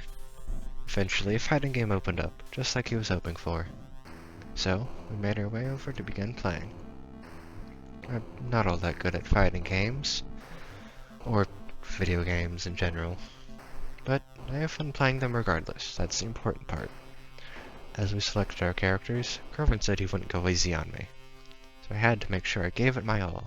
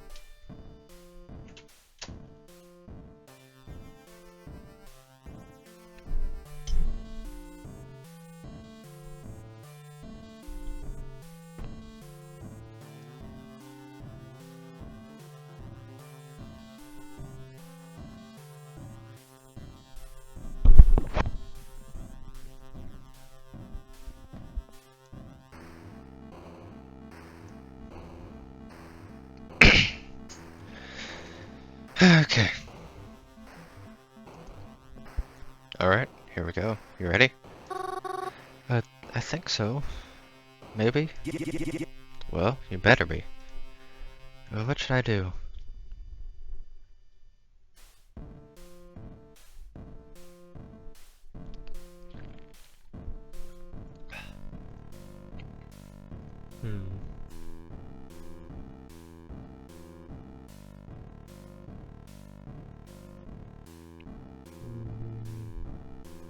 This probably is an important decision, but I'm going to save anyway. Let's just go with kick, punch, kick, block, kick. Not bad. But I'm better.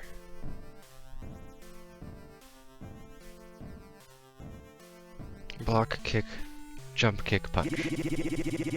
Are you sure you haven't been in here a while? Yeah? I don't know. I feel like you're lying to make me let my guard down. Now, should I be acting bad to be more like Mary? Whatever.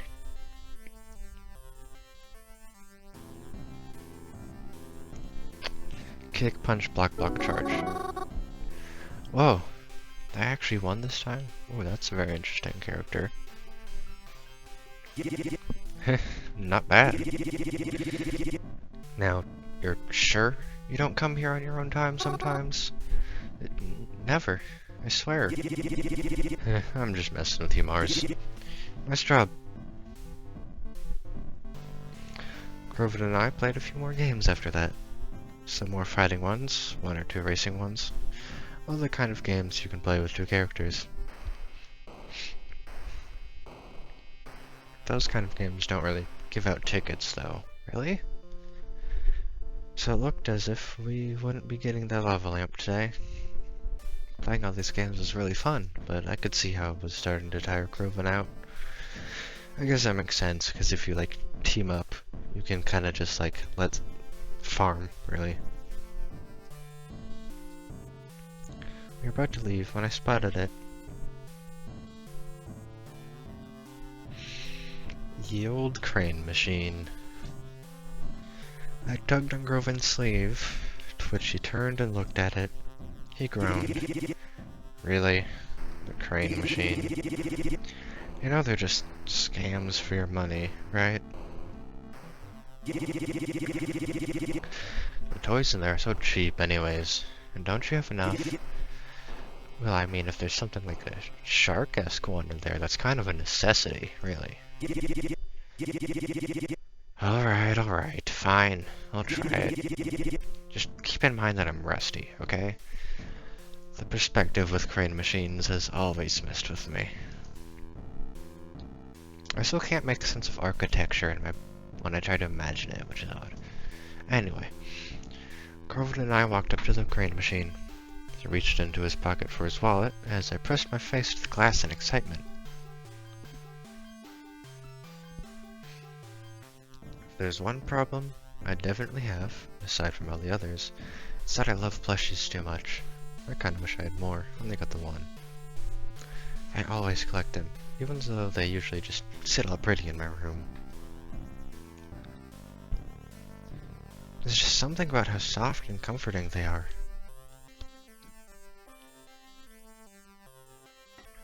Back when we were kids, Grieving and I would come to this arcade whenever he was in town. I always tried to win things from the crane machine, but I could never do it.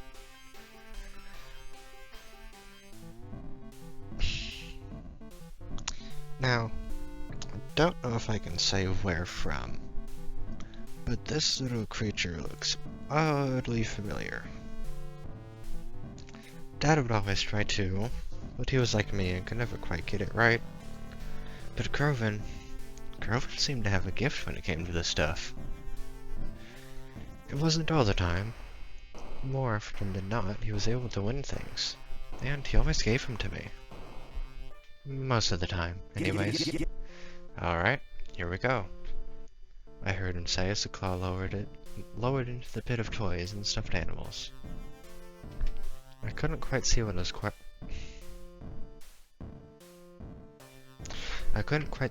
grasping, but it got something.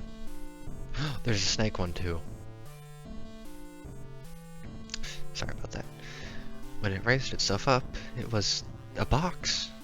One of the mystery boxes, holding a mystery prize inside. I had never seen Grieving win one of those before. I don't think I've ever seen anyone win one of those before. The box slid down into the prize chute and I took it out. I dug into the tightly sealed tape with my fingernails and grabbed the flaps of the cardboard as I took out the prize. It was a book. Interesting. Despite having just come out of the machine, the book itself was a little old and worn. The cover read, "How to Talk to Ghosts." Ooh. Oh. See, Mary, I told you all these machines were scams. Nonsense. Who wants to win a book? How dare you, first off. What do you mean? It's perfect. I love it. Thank you for letting me have it. Huh? It's nothing. I mean, as long as you're happy with it, I guess it's fine. Croven and I left the arcade after that. But I had quite the pep in my step, I'm sure, as I was so happy with my new prize, and to be spending time with him again. It was actually a bit late in the day by the time we got out. So I grabbed something quick to bring back home for dinner. It was nice to be riding the bus back with Croven this time. It made the ride and walk back to the cabin feel much less lonely, and much less scary. After retiring to our rooms that night, I put the book on a bedside table to remember to read it later. I got all ready for bed, and then pulled my phone out, knowing I wouldn't be able to rest until this was taken care of. Oh, back to the sad. Hey, are you still there? Hello? I'm here. What can I help you with? I mean, I think you already know the answer to that. Right. I'm sorry. There's nothing I can do for you in that regard.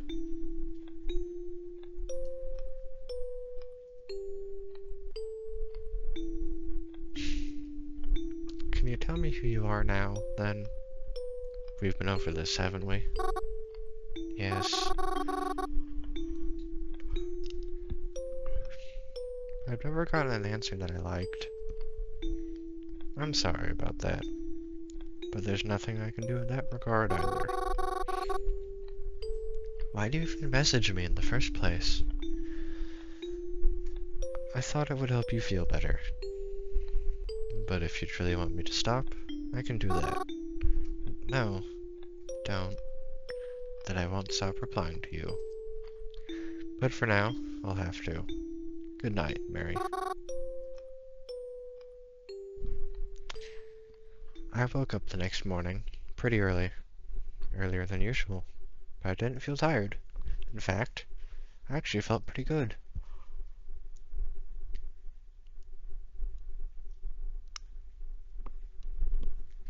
Yesterday was just a bit better of a day than usual. I'm glad it happened. I tried to be quiet as I walked past Croven's door that morning. I saw that he had left it open a crack, so I peeked inside. He was sleeping still, drooling on his pillow, an arm hanging over the side. He looked absolutely silly. But it was nice to see him getting some rest for once, instead of racing to get out of the house before dawn. Seeing as he was still home, I thought it might be nice if I made breakfast for the two of us. I went downstairs and into the kitchen, started prepping some stuff with what we had.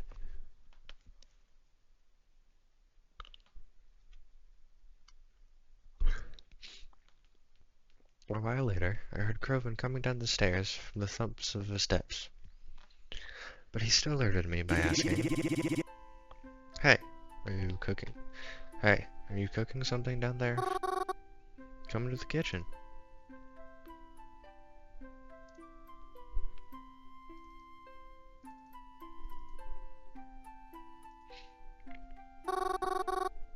I just finished making pancakes.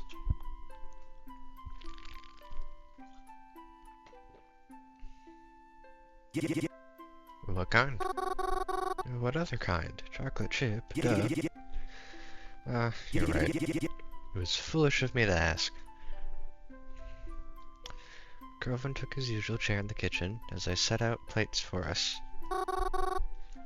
Do you want milk or water?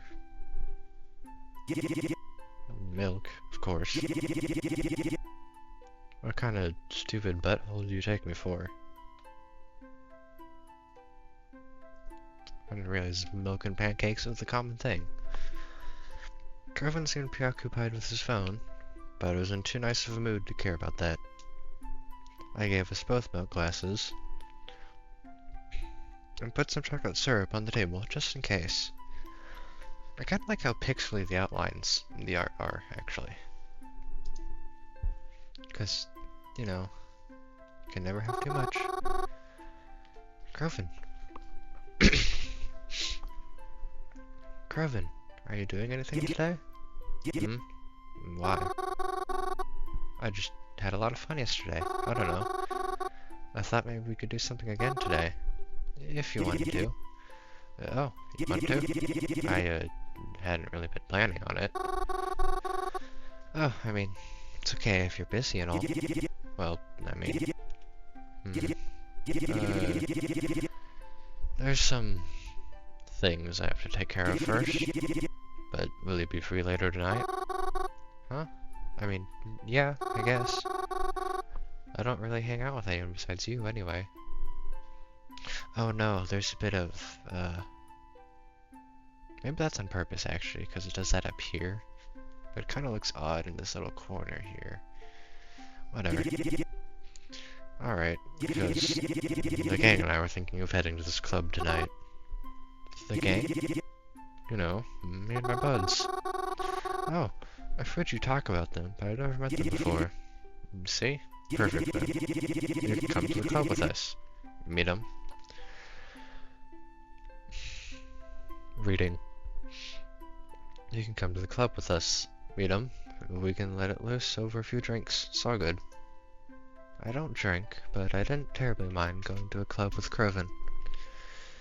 I'd never really been to a club before, and even though I'm sure I'm not really the kind of crowd they expect to see there, I was always curious to see what one was like.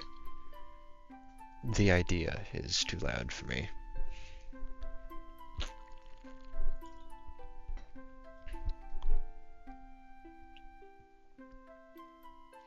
So, I look forward to it. I tried to keep myself busy throughout the day. Cleaned up the cabin a bit, as if it had been getting a bit out of shape, and tried to set a grocery list, since I was sure we'd have to go on a run soon. Yeah, wait, where's the money for this coming from? Despite how I might feel, I was excited, actually. I never met these friends of Groven, but I know that he's known them for a while, at least since he's been living closer to Blackwood, but maybe even earlier. There's been times where Groven would rush out of the house during dinner just to go meet them. At least I always assumed it was them.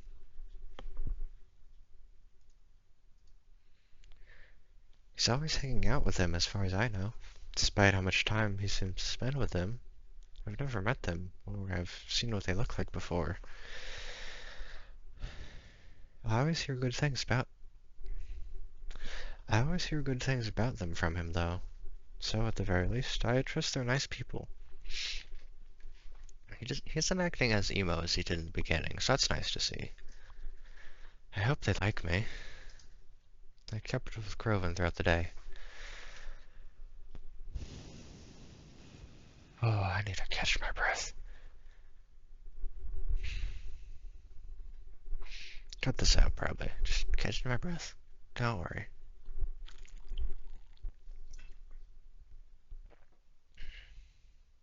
This is gonna be a long video after a month away.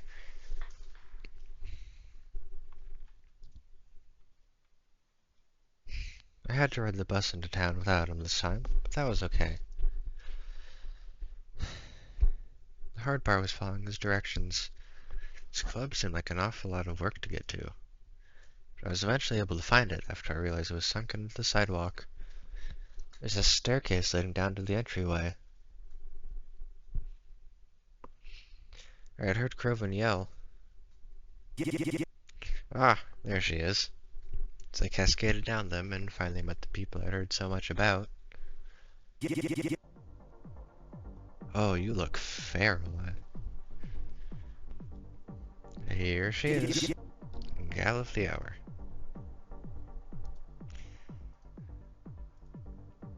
I didn't mean feral in an insulting way, if that's how it came off. It's nice to meet you. It's nice to, was all I could mutter out. They appeared more rough than I was expecting. Really? I mean, I Knew that was the kind of looking crowd Croven liked to hang around, but I wasn't as ready to meet them as I thought.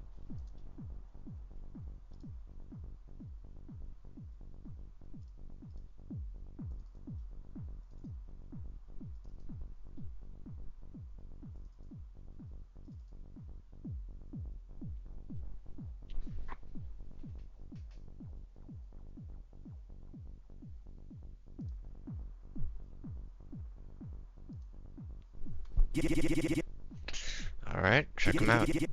Fellas, this is Mary. Mary, these are the fellas. My dude over there is Theodore. My other gal over there is Zapara. Very interesting names for the characters in this game. Yo. Aw, she's kinda cute, Croven. In a scary kinda way. Yeah. Creepy cute, as they say. I like her eyes. They're just screaming like, hey, looky, I've got a demon inside of me. These people are neat. But maybe a bit much. I like her horns, too. Really sells the look. Yeah. Don't go papyrus on me. Also, I didn't realize those were horns. I thought that was part of the hair. Croven's friends. I wasn't sure how to feel about their compliments. Or how they were looking at me. I felt as if they were eyeing me down, and they stood off mostly to Croven's other side.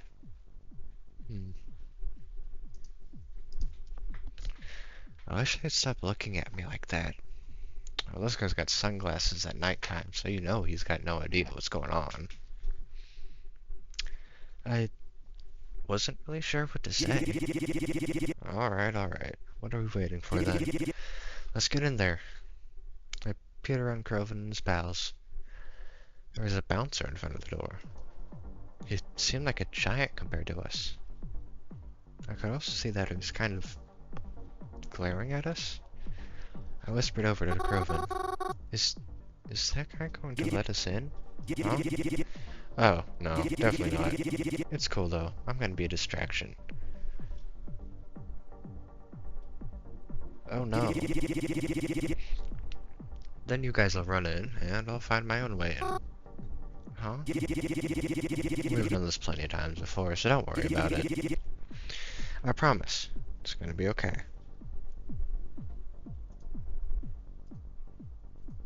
Really? That guy, he seems pretty no-nonsense, doesn't he?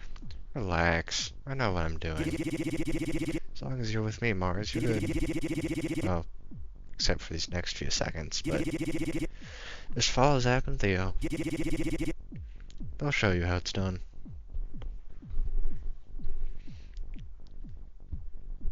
I watched as Croven walked up to the bouncer and promptly kicked his... Oh dear. Oh, wow, right? I thought distraction meant something less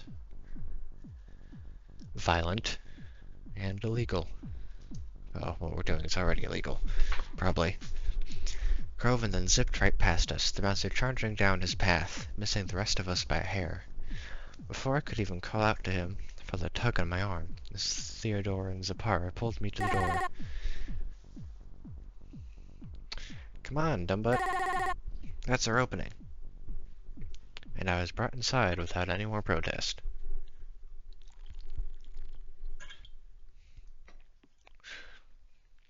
We should be somewhat nearing at least the beginning of the end. Because I've been going for about 2 hours. I forgot how loud clubs are supposed to be. Oh goodness. Should I say epilepsy warning on this just in case? Well, you can already see it. I mean, I had never been in one before.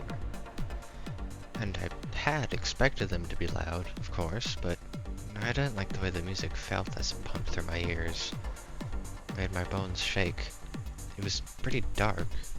There were also plenty of colorful strobing lights about. Oh yeah, that hurt a lot too. There's a large dance floor and a DJ booth, and a bar off to the side, and plenty of people were up and dancing. We had only been in here a few minutes, but I could already feel how humid the atmosphere was. That's gross. And there's no doubt it would only start feeling more apparent as the night went on. I looked around us. Grieving wasn't anywhere, and I was stuck here with his friends. They were talking to each other, but I couldn't hear any of what they were saying over the booming music. They seemed to hear each other just fine, though. Eventually, they started walking somewhere. I trailed close behind them, not wanting to lose them in the crowd of people. They sat down at a table, and I awkwardly squeezed in next to them. To my surprise, Theodore took out a cigarette and a lighter. You're not supposed to do that indoors. I wasn't sure if he was allowed to smoke in here, but I felt too intimidated to question it. Especially to someone I didn't know. I was also starting to worry about Grieving. He still wasn't here yet. I considered taking out my phone and calling him, just to be safe, but before I knew it, he was heading to our table. He even had a drink in hand. I was astonished as he sat down next to us, as if nothing had happened.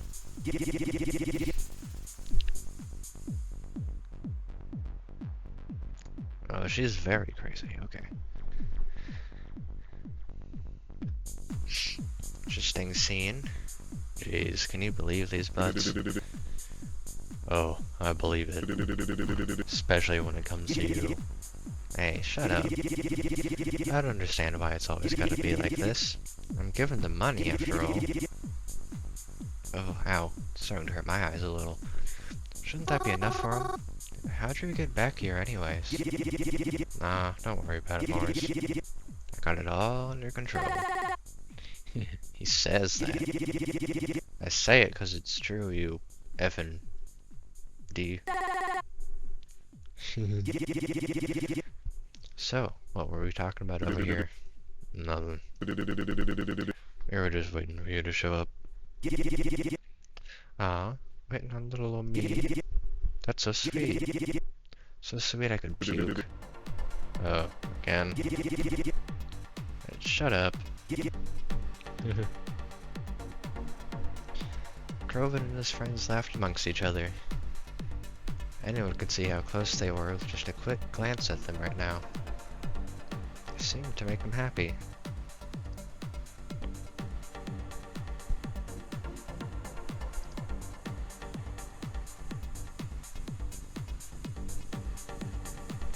I should have looked in this.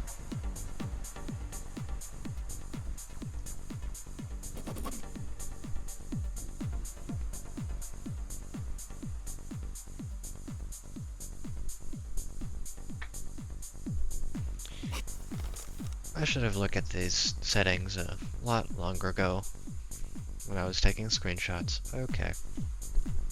Well, at least I can do it now. Happier than I'd seen him in a while. I liked seeing Grieving and interacting with him and seeing how well they got along. But that just made me feel even more like an outsider, sitting amongst them. So, Mary, was it? Theodore took a long drag of his cigarette and then blew it right in my face. Okay, that's rude. I tried to keep a polite demeanor as he did so. What'd you do? Huh? I'm sorry, I don't understand. It's an easy question, ain't it? What'd you do? What do I do? What's your job, sweetheart? Oh, I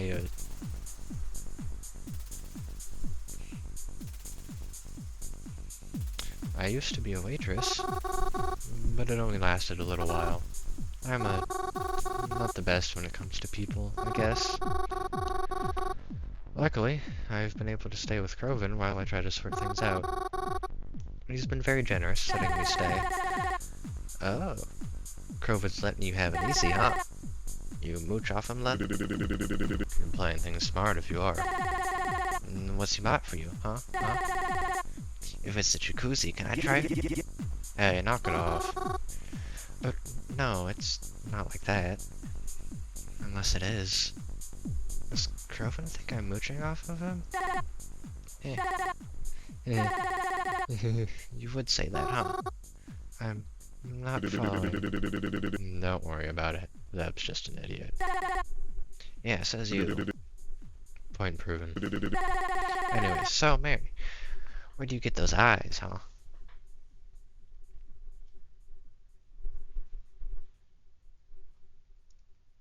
The music stopped when she said that. My parents gave them to me? Ah, jeez. Must have been a disappointing present. If my mama gave me eyes like a dead fish, I'd have been bawling. I hope they kept their receipt. Are you joking? Or is she on meth? Am I allowed to say meth? We'll find out. She's just joshing you. Don't take it too seriously. Yeah, I'm just having a bit of fun. I think Mary's too nice of a name for her, though. Nice? Nice like soft. It's too soft. Like a pansy. She's gonna be hanging with us. She needs a cool name. Yeah, like Theodore. Should we call her Mars too, then? Buzz off. Only I'm allowed to call her that. Oh, I know. We can call her Scary Mary. Scary Mary? Well, hold on now. It's pretty fitting, I think. Do you think I'm scary? Oh, definitely. Like, I'm scared when I go to sleep tonight you'll be standing at the foot of our mattress. You'll say something like, only a week remains. I mean, I guess I can kind of see that. She does sort of have that, like, ability to stand creepily monotone. Perhaps. You can? Did she ever do that to you, Rowan? No, I'm just joking. Mary's too soft. She's like a marshmallow. Well, you know what we do with marshmallows, right? Microwave them so they go big. I felt weird. This certainly isn't the most comforting situation. Everything just felt like too much. There wasn't enough room for everything that was happening. Lights, the music, the people, Crovin's friends. It was all a bit too much for me. I need to... excuse me, I'm going to go to the bathroom. Oh, that's it. She's like Bloody Mary. Sneak into the bathroom to take her next victim through the mirror. Be easy on him, won't you? Lights in the bathrooms ain't that good. And you'll scare the crap out of someone who's looking like that. Complimenting, yet strange. I got up from the table and skirmed my way throughout the crowd, looking for the ladies' room. I had begun to regret coming here. Even if it weren't for the way his friends were talking, I wasn't a fan of this atmosphere. It was all so loud, so bright. I never liked this kind of stuff. Why did I come here again? I went to the bathroom, and only did I realize how sweaty I was. It felt gross. I went over to one of the sinks and rinsed my hands and face with some cold water.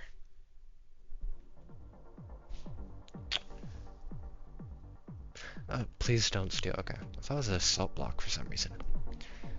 Crovin never told me his friends were like that. When he used to describe them to me, they always seemed so much nicer through his words. Although, should I have expected any different? I always knew these were the kind of people Crovin liked to hang out with. I don't know why. Crovin's such a nice person. Is he?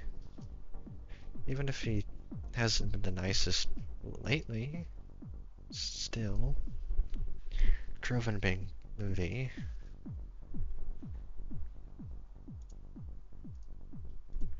he doesn't mean it.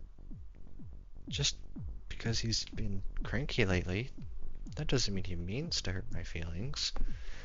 I know he doesn't try to, but these people, I just met them and yet the way they talk to me, Croven didn't seem to mind it that much. Maybe I was the problem then? I probably shouldn't have taken things so seriously.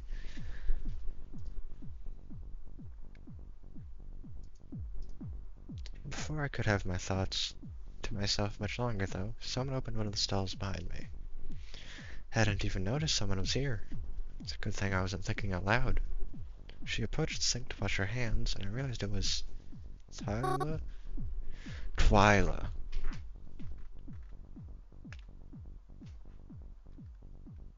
Whoops.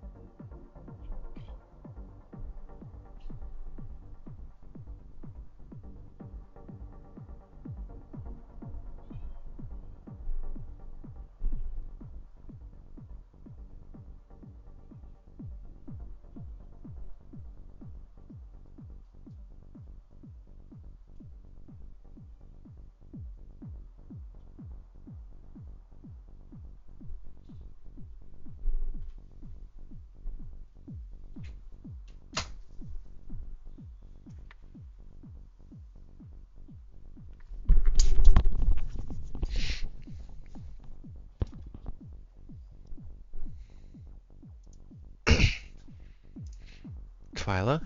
I thought she had looked like an owl before, but now it's definitely confirmed. Oh, hey. Did I expect to see you here? Doesn't really seem like your type of event. No offense. I could say the same about you. What are you doing here? I come here a lot, actually. Really? I wouldn't have expected that from you. Well, it's not a lot. I just meet up some... I just meet up with some friends here every once in a while. It's where they like to be. How about you? Oh, I was just invited by a friend. I've never been to one of these places, so I thought it could be nice. But it's really loud out there. And my friend brought some of his other friends, and they're... And they're what? I don't know. Obnoxious, maybe? I don't know. That feels mean to say, but they feel kind of mean to me. Mean how? I don't know. Like, comparing me to Bloody Mary and stuff? Gross. That sucks. That's why I'm in here, actually. I don't really think I want to go back out again. I can do you a favor, if you'd like. Oh? My friends and I. We actually sit in the VIP area. Oh, rich. It's a lot more chill over there, for lack of a better word. Wait, you're actually inviting me? You haven't even known each other that long. And VIP rooms are expensive too, aren't they? It's fine. We're going to be working together, right? So we should help each other out.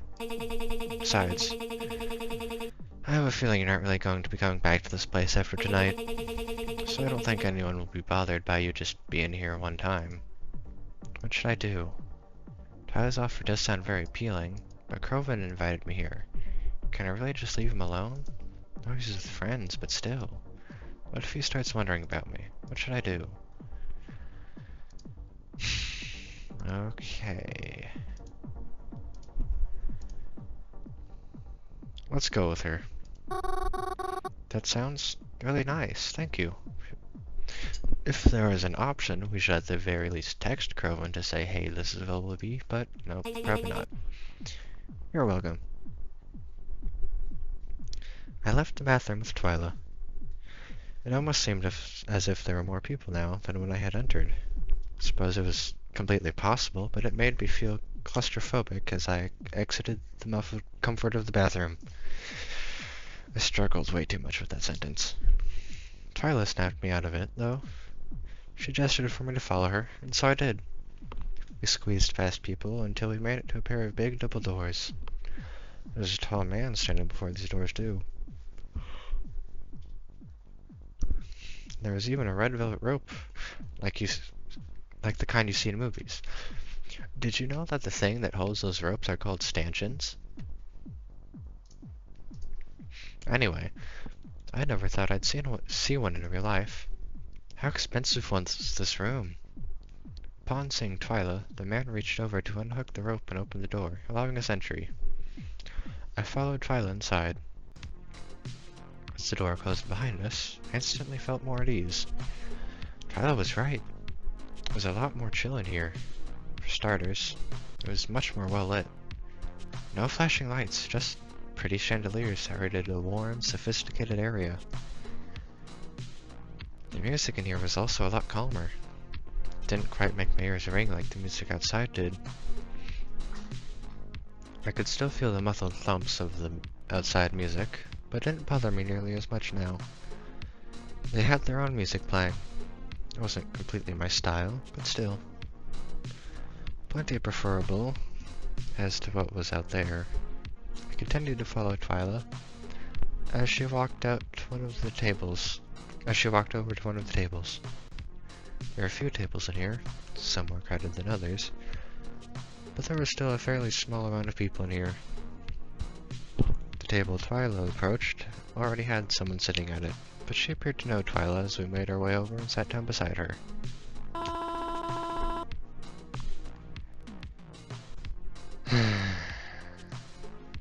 One of these types of characters. Okay. Let's see if I can do this. Gonna need to take a big water.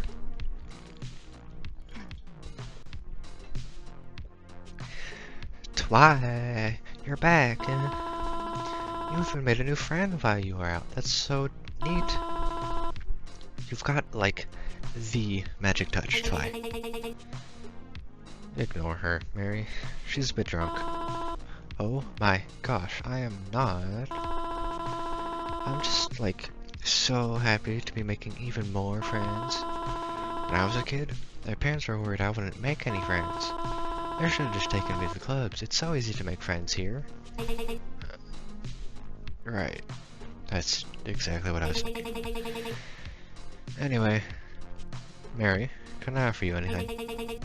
Drinks are on me, so... Oh, drinks are always on Twy. So, like, order whatever you want and run her dry. We also have other things besides drinks, if you'd prefer. Oh? Oh! Oh, thank you, but no, thank you. I'm good. Besides, someone has to make sure everyone gets home safe tonight. Smart girl. Don't Don't start any mess. It's a bit too late for some people at this table. Oh, are you talking about me? She's so silly. Anyway, have you any updates on our little situation we're taking care of? Oh, is it alright to talk about around? Oh, yes, it's fine. Trust me, she's not going to remember any of it. Oh, so she's that drunk. Okay. What? Not true. I've got, like, elephant memory. Oh, yeah?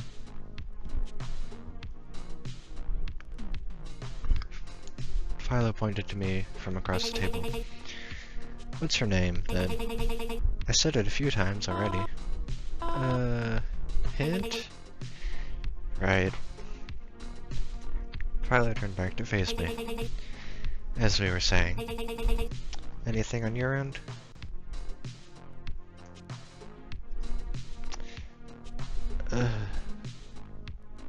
Well, no, I'm sorry. I don't have it. It's fine. I don't have much either. We just started, so I'm not going to hold it against you that harshly. We should start booking down on it, though. Am I only halfway through? This is taking a lot longer than it said. Oh well. But I think it's okay if we take a break tonight. Oh no, I'm getting deja vu at this scene for some reason. It's very odd. And now I'm getting deja vu about getting deja vu about getting deja vu, and so on. And a deja vu about that as well. Okay, that's nice. Yeah. So, tell me about the friend you came with, and it's still going. Oh? Why? I'm just trying to make conversation, that's all. And, like we said, this isn't really your thing. I find it odd someone like you is friends with someone who generally seems to enjoy this place. Oh, well, I know him my whole life pretty much, so there's that. Ah, one of those kinds of friends. Yeah. Don't get me wrong, he's like one of my closest friends. But I guess our personalities just headed in different directions as we got older. How so? I don't know, like, I mean, not too different. We both wear a lot of black, and we're into, like, similar things, but he's very out there, and high energy, and obnoxious. And his friends are that way too, he said. Yeah. I just met them tonight. I thought it could be fun, but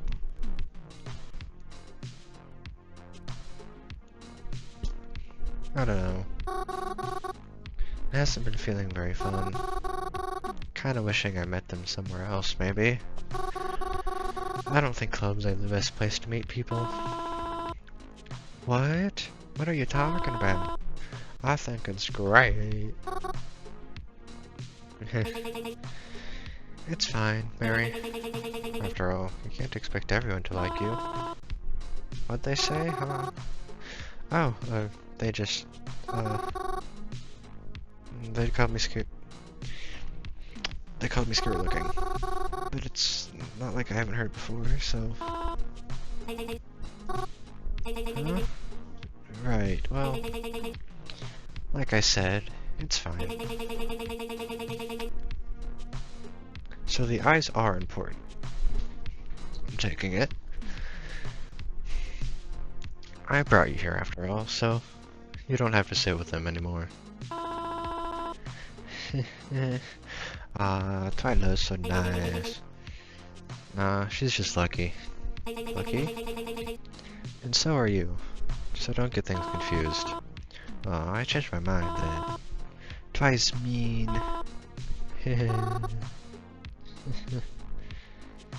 I sat with them for a while. We didn't talk about all that much.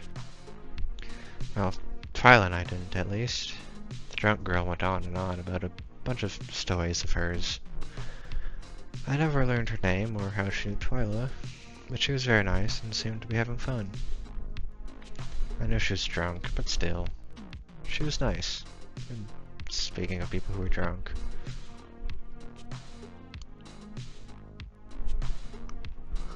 okay. I started getting some text from Croven, who seemed plenty drunk by the way he was typing. Hey, Mars, where'd you go? You've been gone for so long. You're not constipated or anything. If somebody is giving you a odd time, you know who to call. Don't even worry. It'll beat him up for you, would you? If you need me to. I ought to go get him. Thank you for letting me stay with you guys, but I think I'm gonna get going. Oh? What's that? My friend's messaging me. And I think he's a little too drunk right now. Reminds me of someone. Oh. Ooh. I'm going to go, but thank you again. Really, thank you. I appreciate it. Good night, Mary. Ah, she's leaving. That's so sad. Goodbye. I can't do characters like that. That's too much energy. I left out the double doors and tried to remember my way to our table. It was a bit hard to see with all the crazy lights and people, but I did make it back. When I got there, Carlton was slumped over the table, hiccuping and mumbling things to himself.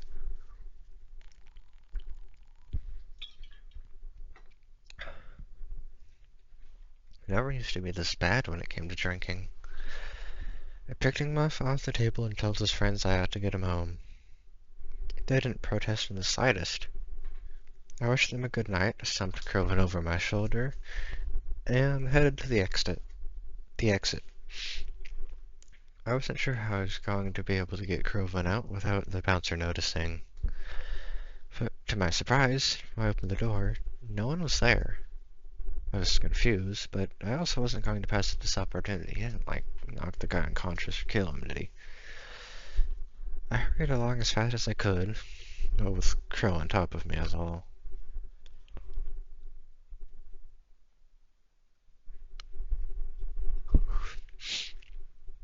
We then waited together at the bus stop for the next bus to come, so that we could get home.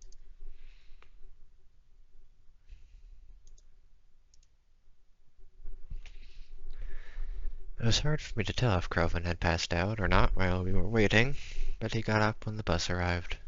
I still carried him, though, just in case he tripped over himself. And we got on the bus together. You're too good for this guy. I get it's just friends, but still. The bus ride was long and tiring. Croven leaned over me, his breath reeking of overpriced alcohol. It was even harder getting off the bus. I still carried him, because I know he needed me.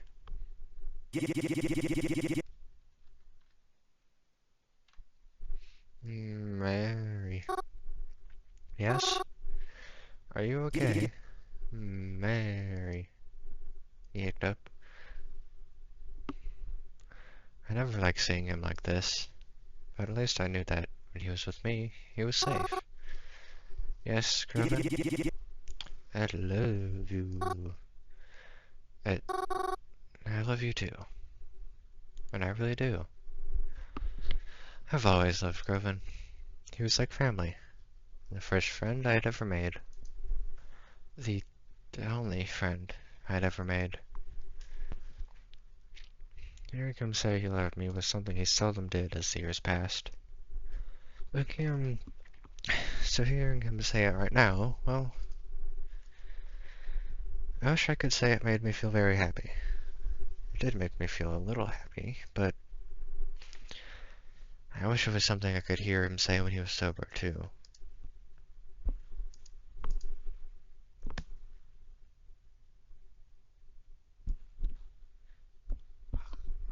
Ah, my jaw just popped and now everything feels lighter.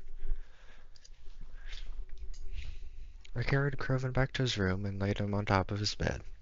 I think he passed out and hit his head at the pillow. I kissed his forehead goodnight and headed to my own room. I wish I could have slept as easily as he did, but I had more to take care of first. As per usual.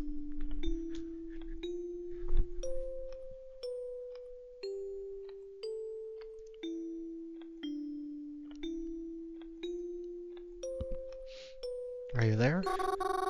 I have a question for you. Yes? What do you do all day? I can't answer that. Why not? You definitely don't just sit at the phone all day. Well, of course I don't. Then what do you do? I can't tell you.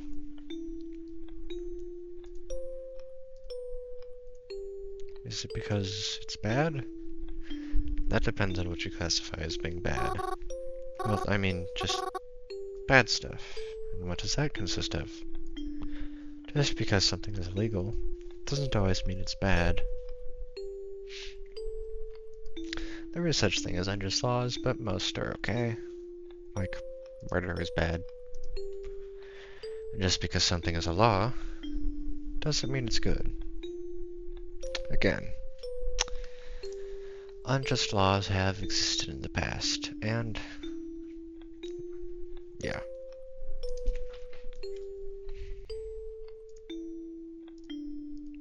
I know that. In that case, are you worried I did something illegal? No matter how you frame it, murder is bad. Now, if it's self-defense, it's not murder, but murder is bad. Are you worried I did something illegal? Or are you worried I did something bad? You still haven't answered me, though. What is it that you do? I look out for you. Good night, Mary. Okay. It's been a few days since that night. Oh. And Croven got up the morning after it. He had a humongous hangover. He was stuck home with me because, well, there's no way I was sending him out when he seemed so sick. I reminded him not to drink so much. It wasn't healthy for him. He didn't really seem to care, though. Twyla has been texting me, too. I haven't really seen her in person since seeing her at the club, but she texts me often. Sometimes we'll agree to meet up somewhere, but something always seems to get in the way, so we haven't been able to yet. Interesting. I feel bad, though. She texts me updates a lot of things she's wondering about. Weapons, methods, potential victims. But I often don't know what to say in return, or ever really have anything to show her. I've been wondering if I should start investigating on my own, as to not let her down, but she seems so confident in what she's doing. I wouldn't even know where to start. And don't even know how I would start, anyways. So, for now, I've just been staying home. It's been raining a lot, too, so it's not the most apt time to go outside anyways. I haven't seen apt used very often. But even though I haven't left the house in a while, I've been able to stay entertained. Almost about to hit the 3-hour mark. I started reading the book that Croven had wanted me in the crane machine.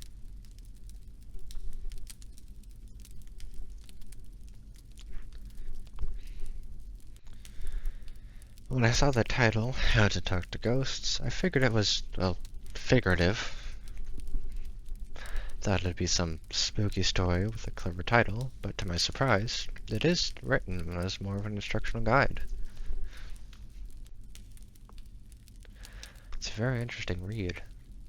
All the eyes seem to be on a different layer than the rest of it. That's interesting. And I'm curious as to how they got all this information anyways. As previously mentioned, ghosts on a different plane of existence. Ghosts exist on a different plane of existence. That much is obvious. Yet, they can communicate with us, despite their beings existing on a separate layer from ours. We see time and time again their attempts to reach us. Perhaps it is because they are angry, perhaps it is because they are lonely. Does each ghost exist on their own? Or do spirits share a realm with one another, expanding and everlasting? Is there heaven? Is there hell?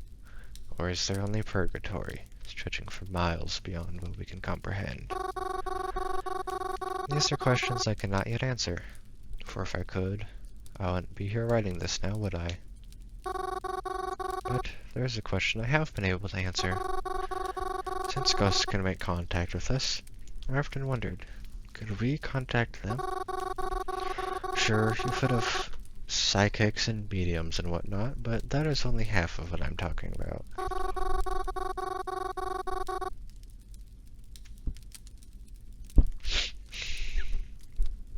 Being born with the innate ability is a factor, of course, but I wanted to delve deeper than that. Despite where they may exist, they can clearly affect things Despite where they may exist, they can clearly affect things in our realm. They can reach us, like one-way glass. I know they can see us. Been around for how long and I still struggle in my R's and W's, really? But what if we could see them? It's not enough to see.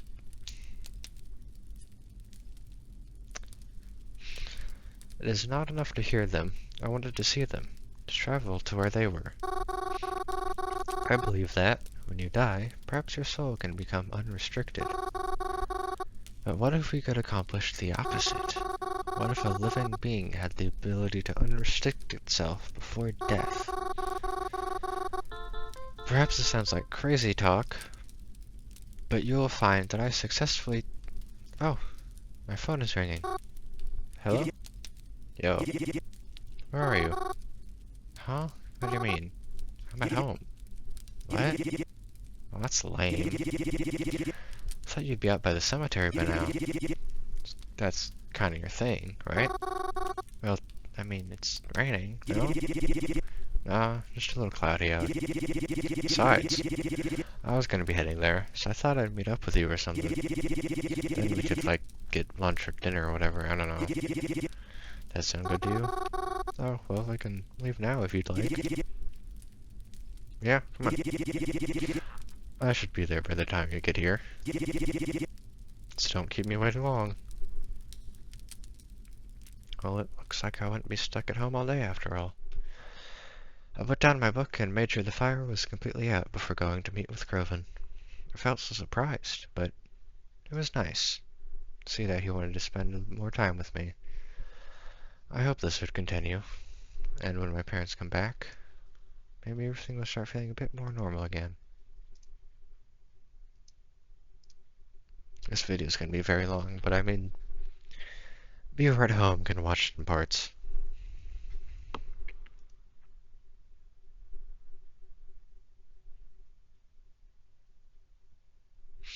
I hopped off the bus, arriving in town again. It is very cloudy, but the air didn't feel moist at all. Maybe the rainy weather would finally take a break.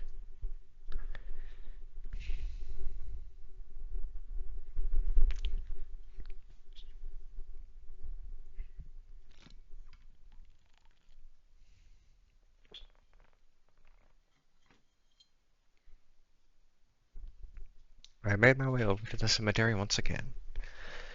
I hoped that I didn't keep Grieving waiting too long, but I was a bit surprised when I arrived. Oh, it's all three of you. Hey, you made it. Oh. Mars?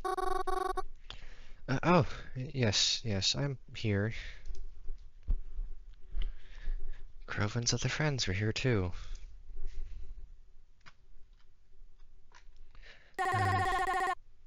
Why are we waiting for her again? We already know how to get where we want. Hey, chill out. Mary loves this place. I figured if we were going to be here anyways, we might as well invite her. Well, we're all here. Let's go. We all stepped through the cemetery gates. Theodore and Zipporah kind of walked ahead, but I pulled Crow into the side and had him walk a bit behind with me. Huh? Is something wrong? I'm sorry, Groven, but when you invited me to hang out, I thought it was just going to be the two of us. Oh, I see. But this is still cool, right? I mean, you like them, don't you? But, seriously? I don't know. Oh, come on, Mars. They're not that bad. Do they even like me that much? Yeah, sure they do. Is this about their scary Mary comments?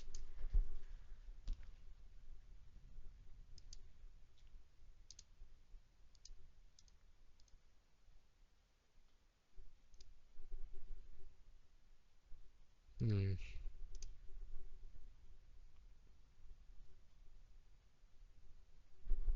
Yes. Yeah, I thought so. But hey, they're not like that.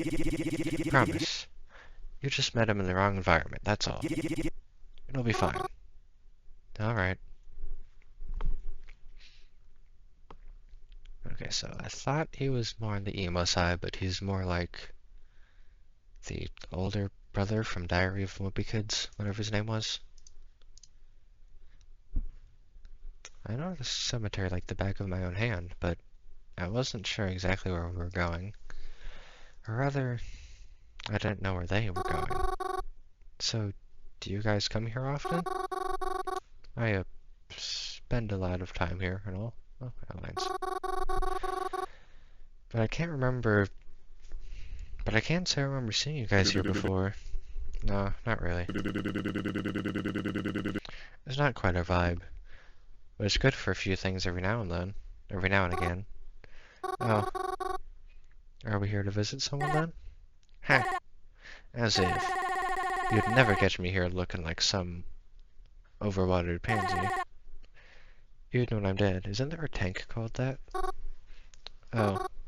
Then why are we here? Ah, there it is. I watched as Theodore approached one of the old trees near a usually forgotten corner of the cemetery. There's not a lot of graves here. At least, not yet. And this tree doesn't provide much shade compared to the others. I watched as Theodore stuck his hand into a hole in the tree. I always figured that squirrels and birds lived in those, so I never went out of my way to bother them.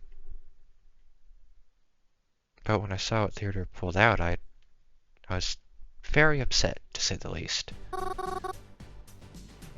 What is that? What's in there? Oh no. Oh boy. What, this? It's just the good stuff. Or, well, glad stuff, if you want to get technical. Just needed somewhere to hide it that wasn't home for a while. You know how cops and dumb landlords can be, right? And so you hid it here? How dare you? What's the problem? Not like anyone ever comes here anyway. I do. You can't just hide this junk here. Especially junk like that. What do you think this place is? This isn't just some park or stretch of woods. This is a cemetery. Oh boy. There's families here. Sons, daughters, moms, dads, grandparents. They're all here. And you'll be here too, what? And you'll be here one day too, right? We'll join them and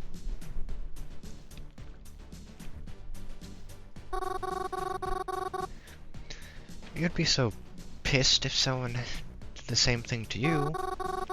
This is someone's final resting place. How dare you try and taint it? Disrespect it. Treat it this way. Yo, Mars. Sorry. Yo, Mars. Maybe you want to chill out a little bit? It isn't that big of a deal. How can you say that? How would you feel if someone came into your home and just started wrecking everything? I bet you didn't even think to learn a single name in here. I can't believe you even think something like this is okay. I won't stand for it. Whoa. Oh, she is really angry, okay. Whoa, hey. Hey! Is that too loud? Buzz off. No. You don't deserve to even have this. Seeing this place as your hiding ground. You're gonna leave with it anyways. Not soon enough. I shouldn't have been here to begin with. You shouldn't even have this kind of stuff in the first place. It's good for nothing anyways. Let go. Let go already. Uh-oh. I don't know what happened. I think I might have just pulled too hard. I was suddenly thrust backwards, and the next thing I knew, everything was dark. Oh no. And then, in that darkness, I heard giggling. My eyes began to adjust to the light, and I found myself somewhere quite strange.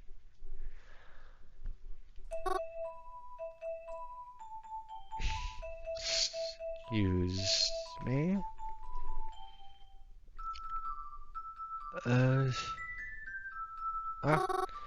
Huh? What? Hi. Hello? This is quite the turn.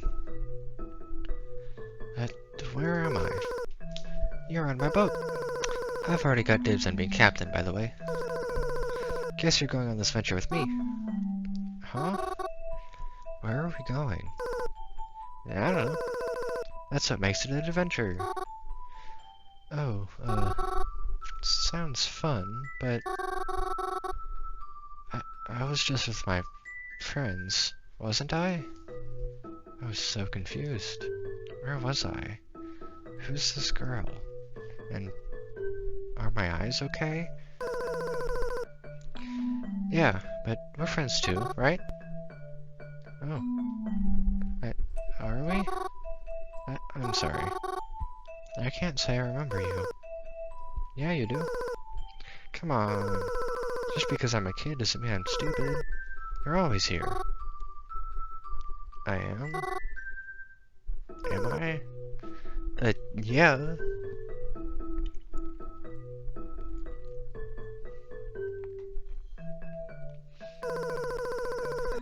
You come by to give me flowers, like, all the time. Oh, huh. Oh, thanks, by the way. I think it's kind of overdue. Oh, is this, started with an S and a P. Thanks for the flowers, dummy. Mama always taught me to say please and thank you, especially when someone does something nice for you. And I think you'd want me to say thanks, too. So, maybe... Could I please have a teddy bear next time? Huh? The flowers are pretty and all, but I really, really, really want a new teddy bear. And I think you choose a really great one, especially with your taste in flowers and stuff. So, pretty pleased with the cherry on top and everything?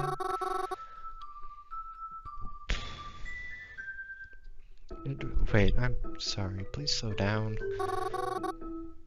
I'm still a little confused. How did I get here? Who are you? Oh, I can answer that one. I'm Sunny. Okay, no. Different person. Some people here started calling me Sunshine, though. Here? Where is here? Wait. Sunny? Sunny Day? Yeah. But Sunny is... Her name is Sunny Day. Oh. Right. I'm Mary, by the way. It's nice to meet you. So... That teddy bear? Oh, yes, I can bring you one. I'll add it to my shopping list so I can bring it next time I come over. But in order to do that, I'll have to find my friends again. Maybe we'll find them on our adventure. Yes, maybe, but... Am I dreaming? Must be, right? But this... it doesn't feel like a dream. And Sunny... what's the matter? Oh, it's nothing. I'm just trying to make sense of it all. Okay. But take it easy. You'll give yourself a headache if you think too hard. Yes, I suppose I might. Do you hear that? Hear what? Reed... Murray. Huh? Oh, thank... Mary, are you okay? Yeah, Ow. No. My head. What happened? You fell back onto the headstones. Then you were up cold. Scared the crap out of me. I was going to bring you to a hospital or something if you didn't wake up soon. Oh. What about your friends? They left. Don't worry about it. Oh. I'm really sorry. I didn't mean to. I said don't worry about it. We won't hang out here anymore, okay? So just drop it. I promised you lunch, didn't I? Let's go. Groven helped me stand up, and once it was confirmed that I could stand without a problem, he began to make his way to the exit. But I had to check something first. Some good reference, too. I looked over to the headstone that I had supposedly knocked myself out on. Name engraved on it. Sunny day. Sunny. Was what I just experienced really a dream? But all the dreams I could have had. I thought back to the book I read. How to Talk to Ghosts. Maybe, just maybe, I'd have to try and see it again for myself. But maybe it really was. Mary, come on. I'm coming. I hurriedly made my way to Kervin's side, and we quietly went to lunch that day. Neither of us really said much. I felt bad. I knew Kervin and I didn't grow up completely the same.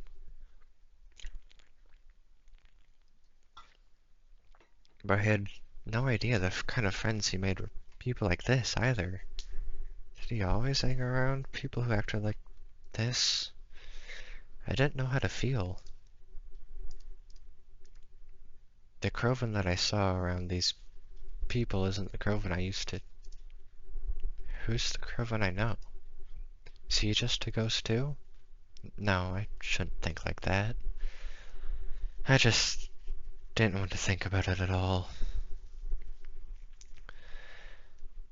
We kind of went home together after that. I don't know why. It was just like... neither one of us wanted to just go on with our day afterwards. So even though we weren't talking, we both went home together. We stayed in separate rooms the rest of the day. Just did our own thing. Neither one of us really felt like talking about it. Dinner was quiet, and I think the only thing I heard him say that evening was good night as I retired to my room. If only I was really going to bed then. Hello again. You're still here, right? Of course I am. Is everything okay? Yes. On my side, at least. Is everything okay with you?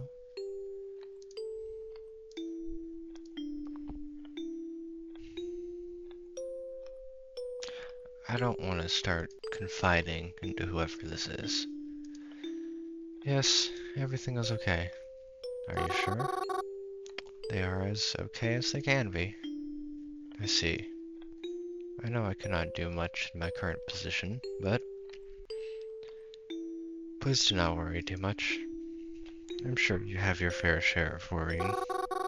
It's funny you say that, considering you are one of the things that worries me most. I see. I shouldn't worry you more than I have to then. Good night, Mary.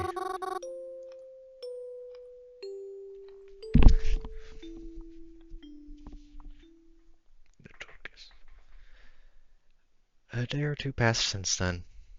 Not much had happened, but I've been unable to stop thinking about my encounter with Sunny.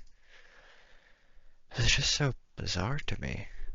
Out of anything I could have dreamt up.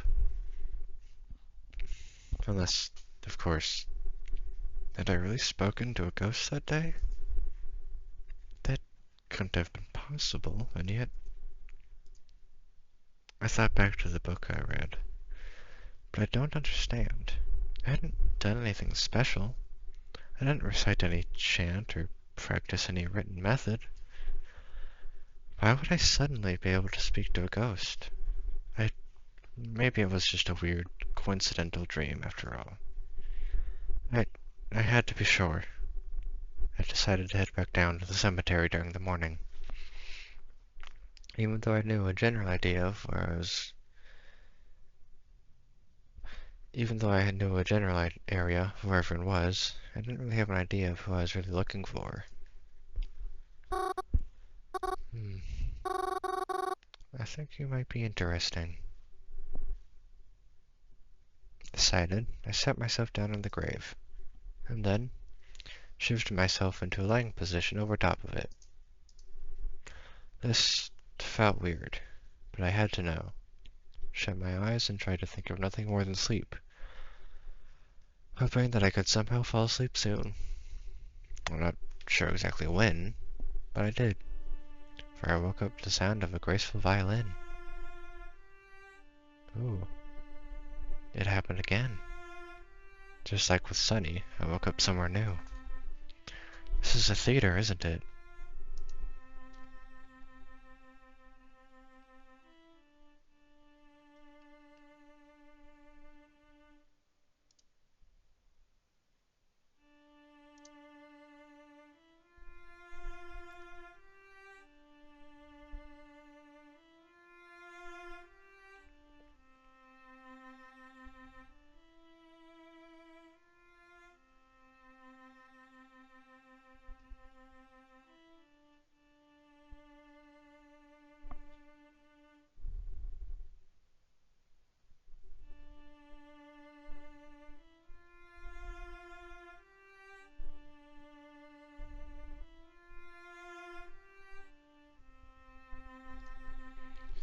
This is a theater, isn't it? It's soaked in shades of green. I'd never been in a place like this before. It felt like a dream, and yet not quite. It wasn't quite a dream, right? What is this place?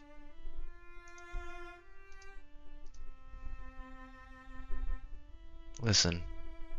The sound of an elegant violin reverberated throughout the theater. A violinist atop the stage continued to play, despite the fact that I was the only one here. It was beautiful to listen to. I felt as if I could sit in one of those chairs and listen for hours. But I know I did not have that kind of time. Still, what a shame to cut off such a performance so early. Let's just go ahead and approach. I walked up to the stage. The musician's image became clearer to me as I did. They noticed me approaching, shifting their gaze onto me. They slowly stopped playing their violin. They placed it off to the side, expecting me to join them on the stage. So I did. I climbed up the short stairs that led me onto the stage. The echoes creaked loudly in the huge room. The musician then gestured to an extra stool, hiding just behind the curtain.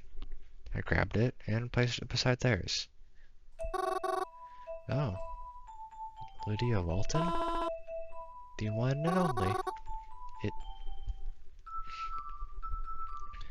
It really is you?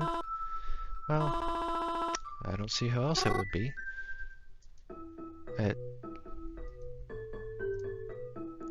Are you a ghost? I don't know. Are you? Me? Why would I be a ghost? You're here speaking to me, aren't you? What brings you here, my dear? Well, sleep, I guess? Sleep? That's a tad silly, don't you think?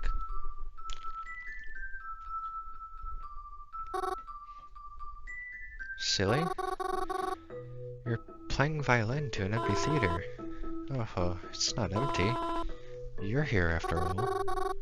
Well, I suppose you have a point. Wait, I'm getting off topic. I wanted to talk about...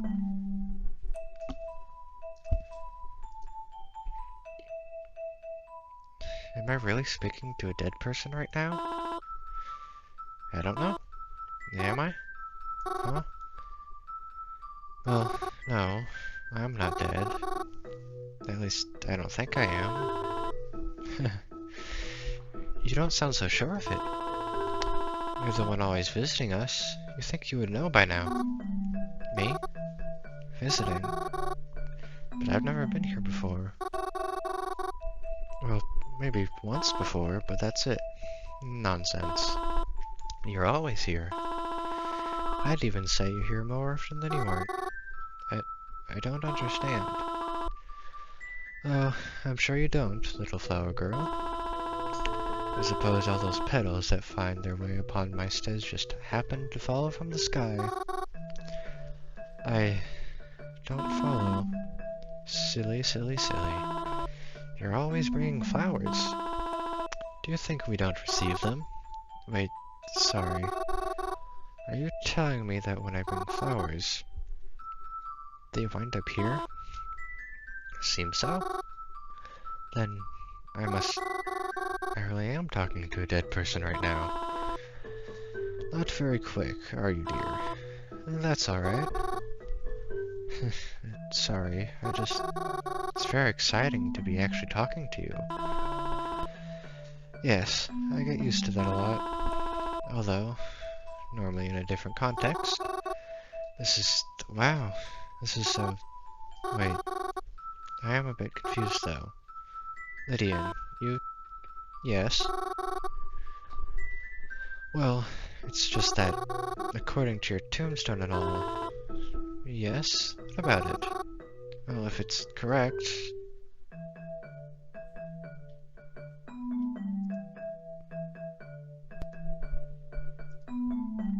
Oh no, I accidentally skipped one. You shouldn't be this young. You look like you could be my age. But how can that be? You died when you were in your 70s. It's true. Then, well, I guess I'm just having trouble understanding. Because you seem so... Well, you look very good for your age. Very funny. But no, it's true that I died in my 70s. I just liked my looks better when I was younger. Can you blame me? I believe this is my prime. Wait, you're telling me so that I can marry?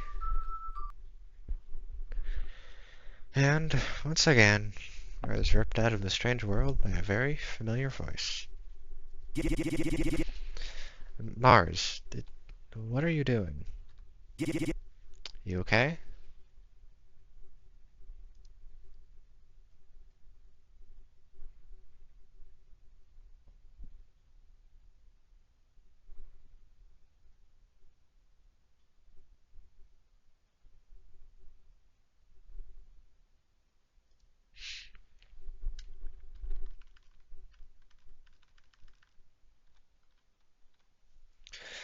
Grieving moved out of the way as I stood up on my own 2 feet, brushing the dirt off myself. Hello. Hi. No offense, but what were you doing? We have beds at home, you know. You don't have to sleep on the ground. You're not going narcoleptic on me, are you? No, it's nothing like that.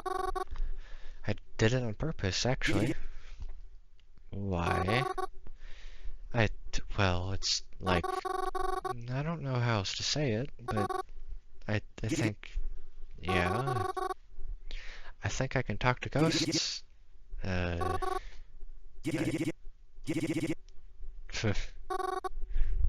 Don't laugh. I'm being serious. Yeah, no, I believe you.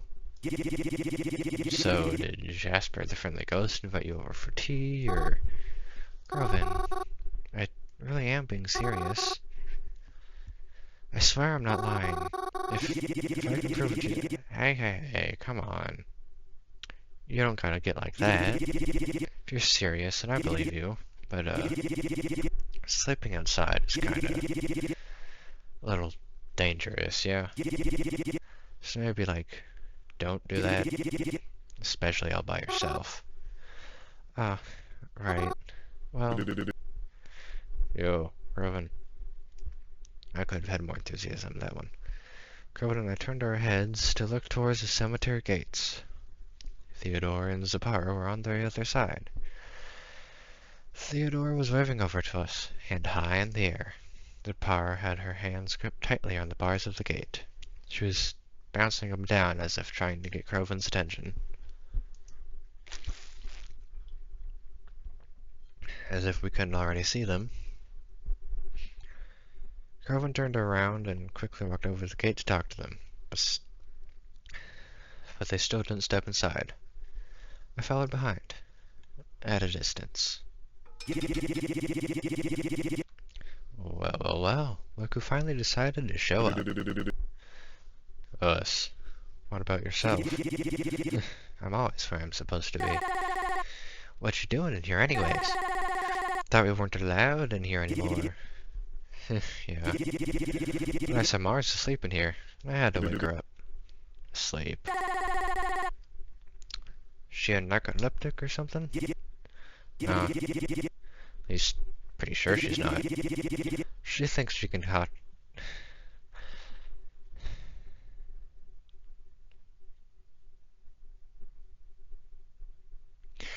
She thinks she can talk to ghosts, that's all.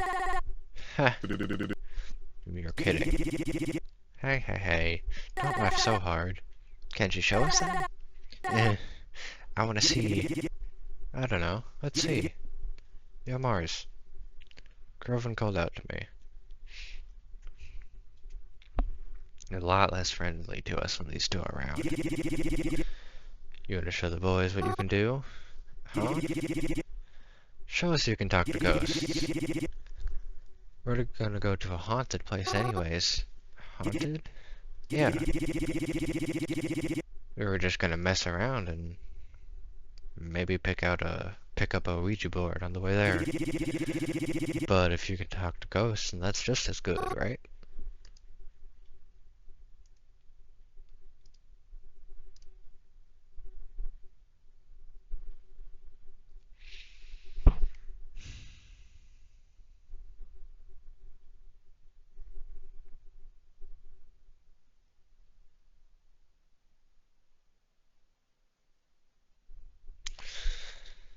I do really want to see if we can talk to ghosts further, but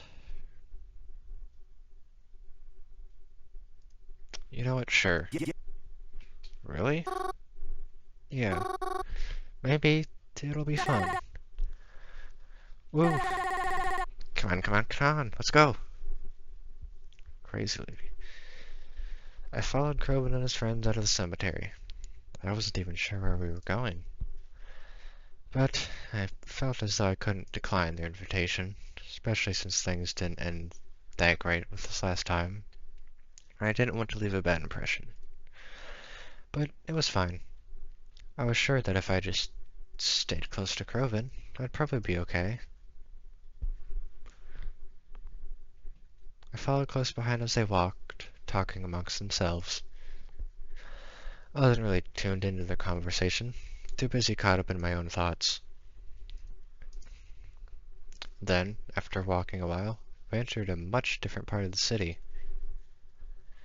This area of the city was more suburban than anywhere else. There were actually, well, houses. Kind of lawns and stuff, not just apartments. There weren't anything too special, just standard houses. I guess a house is worth it if you really value privacy, but these areas of town always felt so out of place.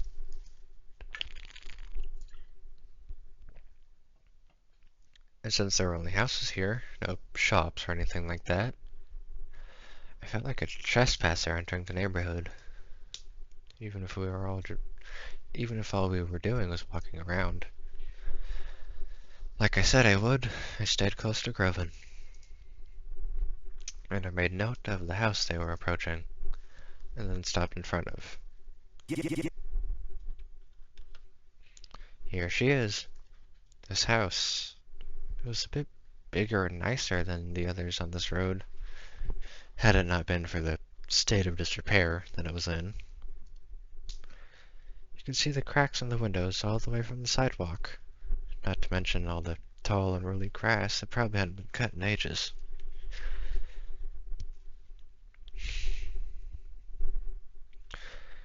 It looked like there was probably some sort of gate or fence at one point, but not anymore.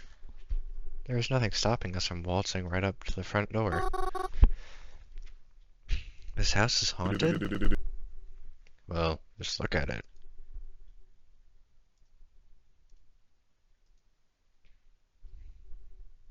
Did someone die here? Well, if I know. Then, how can you be so sure it's haunted?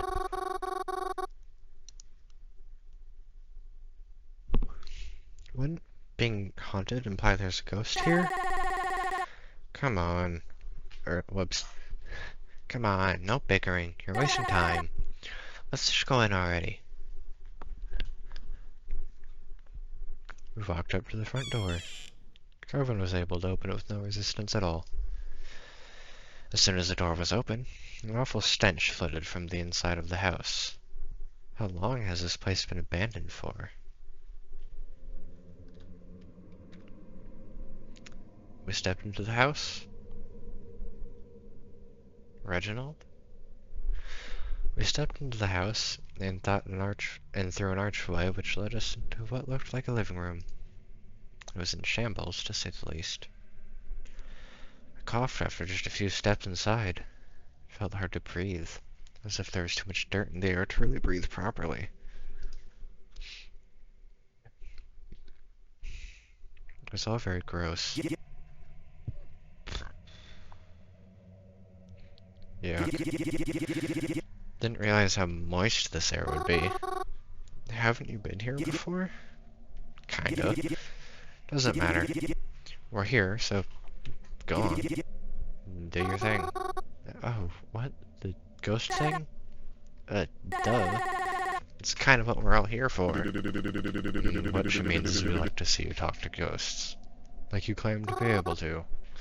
Oh, right, well, I mean, it isn't that easy. So far, I've only been able to do it when I'm asleep. And, well, you just woke me up a little while ago. Come on, I'm sure you can do it. You have to at least try. We didn't drag you all the way out here for nothing.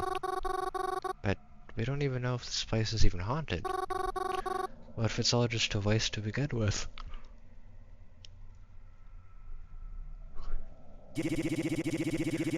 Well, there's only one way to check that then, isn't there? Still, like I said, I just woke up, you know?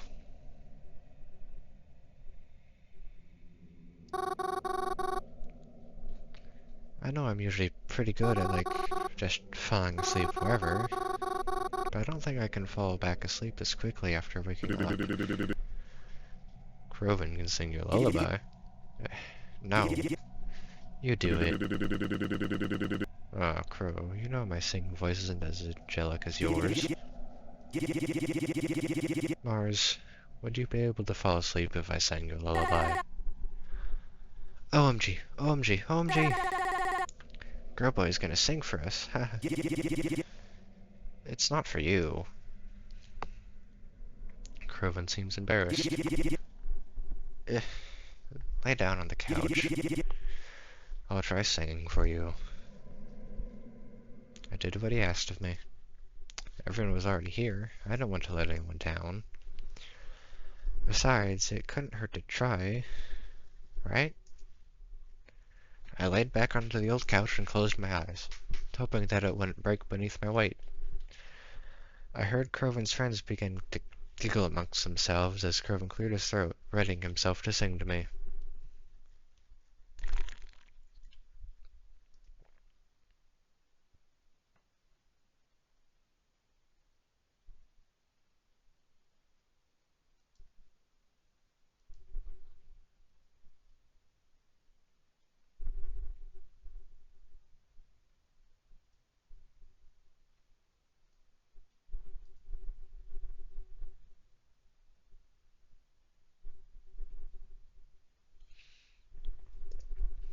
must admit, I almost giggled myself when I heard him start to sing Mary Had a Little Lamb.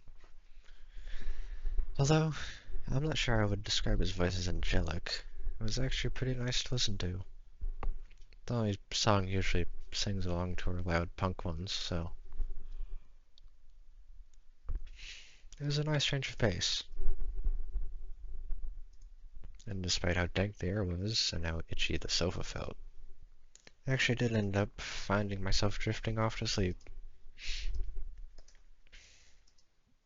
What? Suddenly, I was awake, and I was in the bathroom of the old house.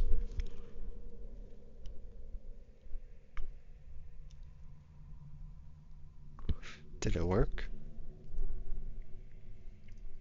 Was I in the same realm as the ghosts again? Then maybe this house really was haunted after all. Hello? I called out into the house. No response.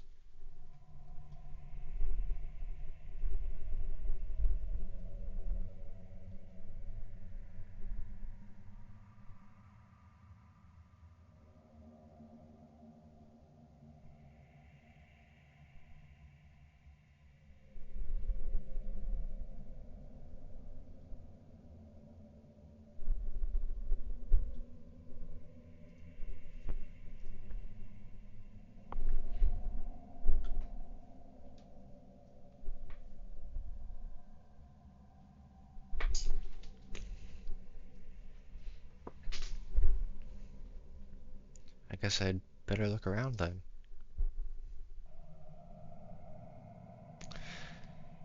I got up from the tub, careful not to slip on my way out. I exited the bathroom and into the hallway. Looking down it, this house seemed a lot bigger on the inside, even though it seemed big enough on the outside already. I hoped I wouldn't get as lost as I started to look around.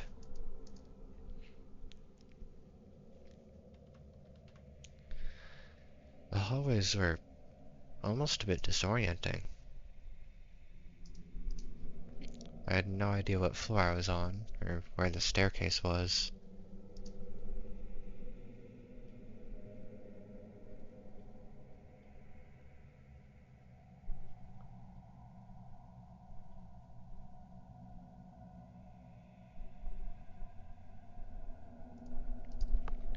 Or any idea how to get back to the entrance.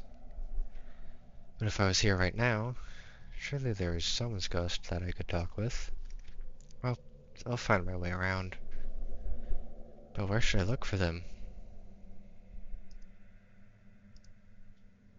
Hmm. Window. Looked out the window.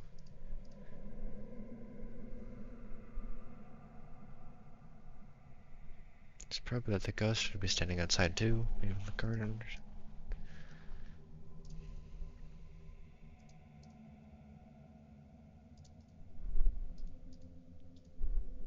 Ghosty, where are you? Broken door. Noticed there was a door that had been broken off. Its hinges. It was placed precariously in front of the doorway it belonged to, so that's still covered. It but wouldn't topple over.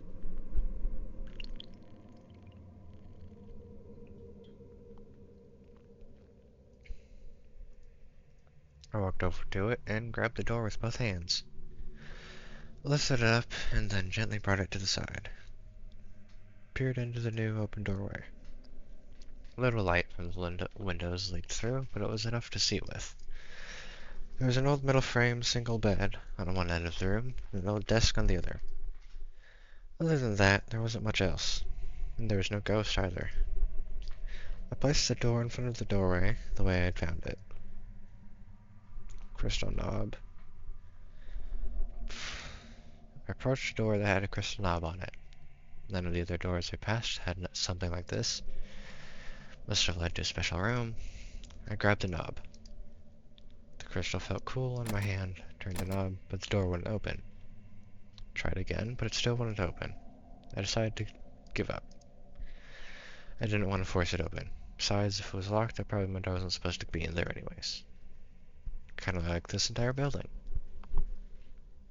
Approached a door with a large crack across the front. Went to go reach for the knob. There is none. It looks like it had fallen off some time ago.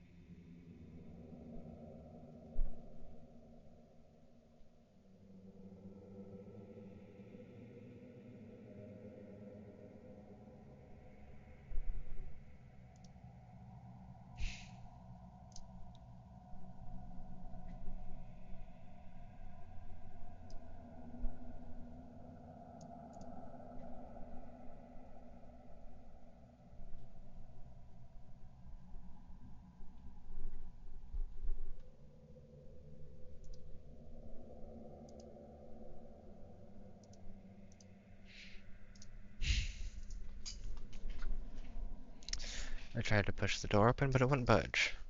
Peered into the hole where the knob should be. Nothing. Rather, it was too dark to see anything. Oh well. A jar door. I looked towards a door at the end of the hall. It was slightly ajar. I walked over to it and opened it all the way. Looked inside the room. There was a bookshelf with hardly any books. And a worn-down, cozy chair to sit and read them in.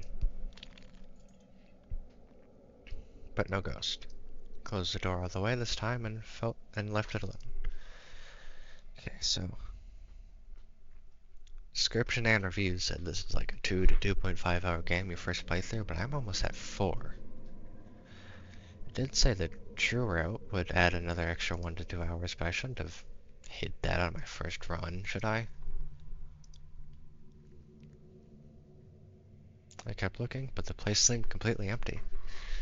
I've only had like one... let's just see.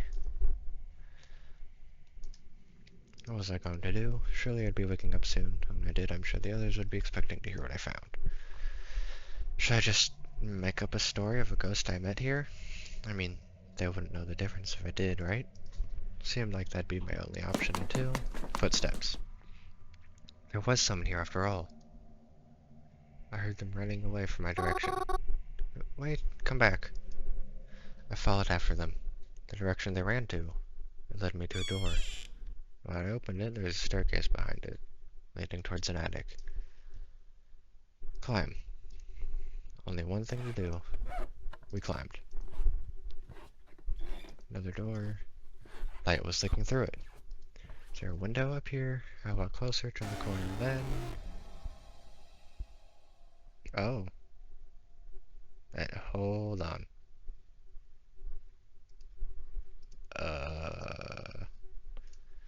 Okay.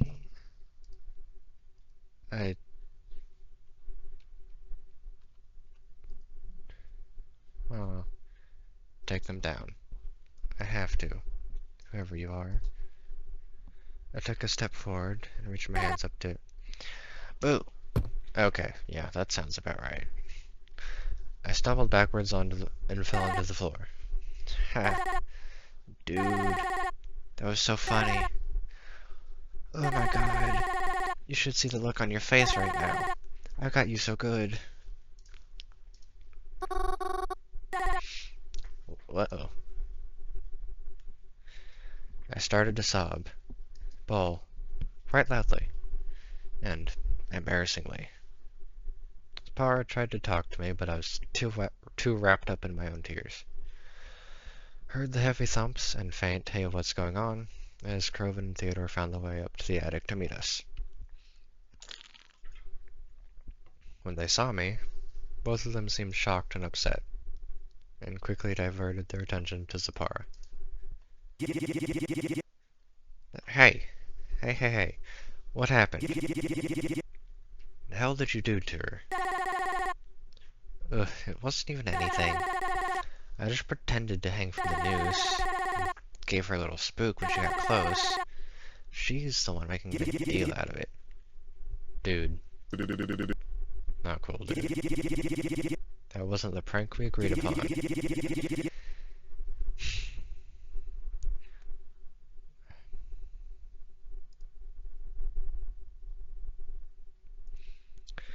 Think you can do whatever you want? Yeah, I do. Because I can. Ugh. This crap's so stupid. I didn't do anything that bad. Bull, you didn't do anything that bad. Too far, Zap. Whatever. Do you want me to say I'm sorry? Is that what you want to hear? Just leave me alone. Mary, wait. I ran out of the attic. In fact, I ran all the way out of the house. Kept running down the street until I got back to the more familiar areas of the city. Tears blurred my vision, but I kept running away. I think I was just being fueled by my emotions at this point. I'm sorry. This is all on me. I've been going for so long.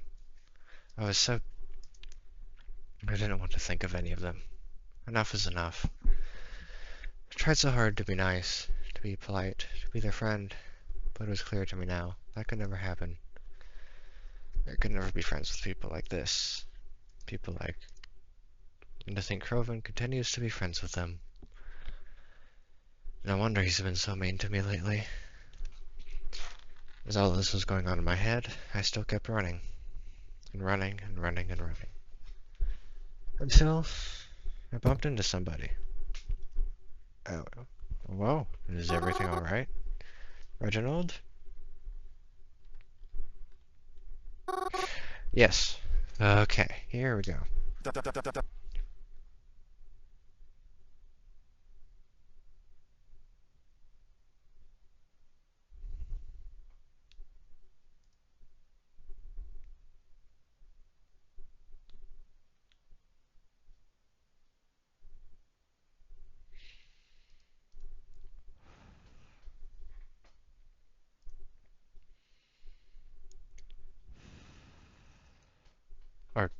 Are you okay? Huh? Oh, sorry, I'll get another... Well, wait just a minute now.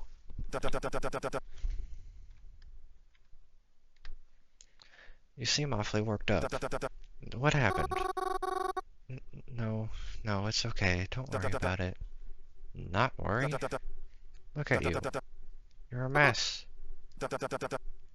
Sorry. That probably wasn't the right word choice, but you're clearly very distressed. Do you want to talk about it? No, no, it's fine. I'll just go home. Mary. Would you come with me? Huh? Why? Well, I was actually on my way to a little place that calms me down. But I think you could use a trip there too. Oh, no, that's okay. Please, you really don't have to worry. I'll be fine. I would feel a lot better if you came with me. Please. Alright, I'll come with. Reginald gave me a soft smile after I said it. Thank you. I very much appreciate the company. Come on, follow me.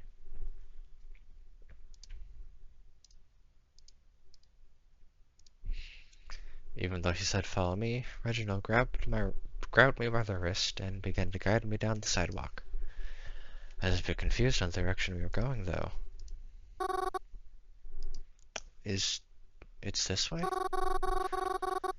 I didn't think there was much of anything on this road. Well, it's a bit of a secret, but that's part of why I like it. If it gets too popular, then that'd ruin the very peaceful atmosphere they have. I think it's better if less people know. But I think I can trust you not to tell anyone about it. Oh, alright. I kept walking with him, and eventually we reached a more desolate area of the city. No one walking in the streets. All the windows of the buildings we started to pass were all dark. No one had any of their lights on. No cars in the street. Strangely barren. Say, what street are we on again? Are you sure we're going in the right direction? Yes, no need to worry. We're almost there. Okay. Then, at a certain point, Reginald stopped walking. He looked down into a dark alley, then walked into it. Well, aren't you coming? I felt pretty weird walking down into an alley with no one around on a street I'm unfamiliar with. But she was waiting there for me. Oh. I mean, let's complete the route. Follow him. I took a deep breath and followed him down the alley. He was standing next to a door that I had only recently noticed because of its golden handle. He raised a finger to his lips and, as if to say shh, and then he opened the door. Oh my. Oh, huh. It was a coffee place. And it was adorable.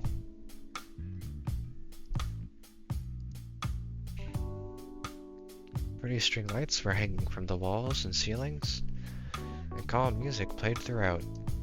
There was decorations of intricate tapestries and an addition of some rugs to soften the hard concrete floor. There are very few people, and they hardly made any noise as they spoke, as if they were in a library, trying not to disturb anyone else. Not to mention the aroma. Even if I don't like coffee, I can't deny how pleasant the smell is. All of it together. It felt magical. See? I told you it was nice. This place seems so delightful. However, did you discover it? Well, that's a secret. But maybe I'll tell you one day. We stepped further into the building, Reginald closing the door behind us. Ooh.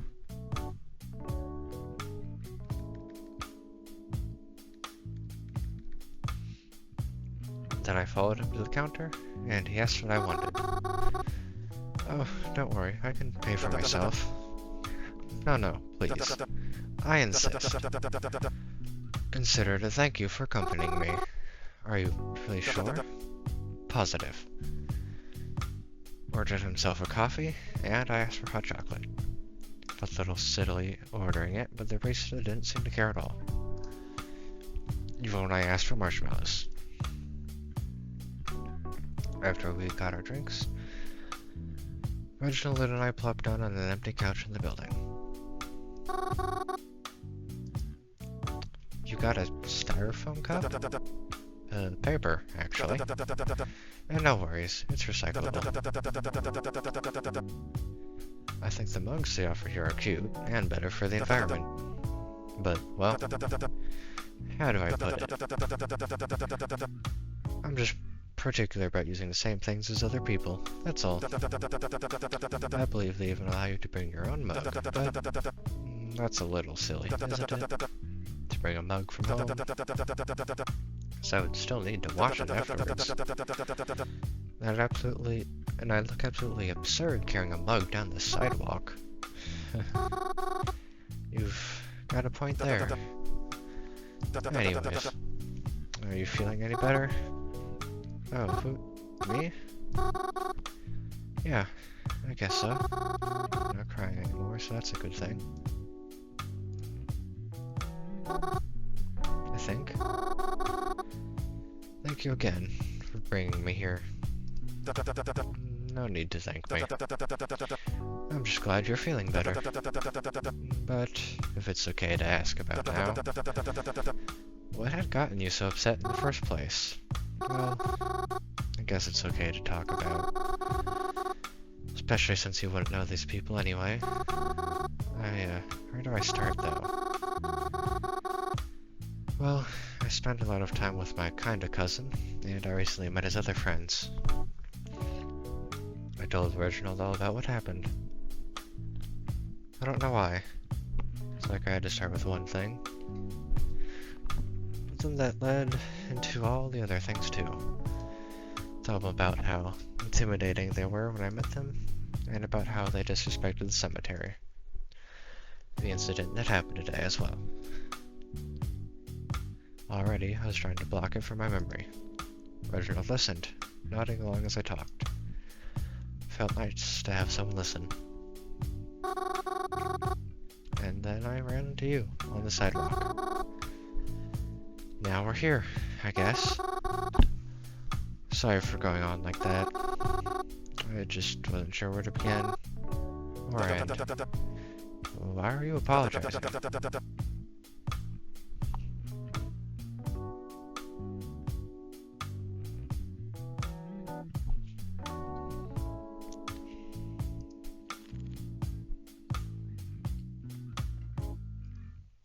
I'm actually very happy you told me.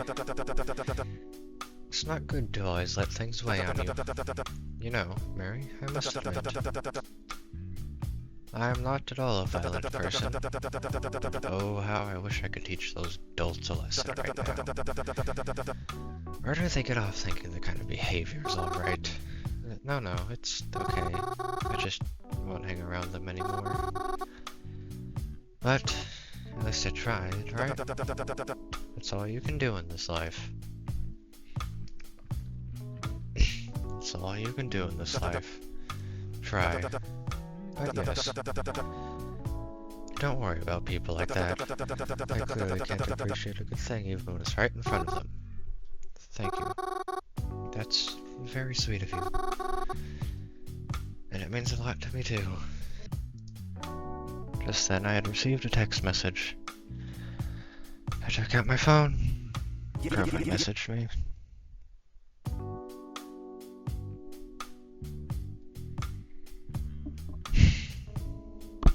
Mary, where'd you go? You're not at the cemetery. At least I don't see you here.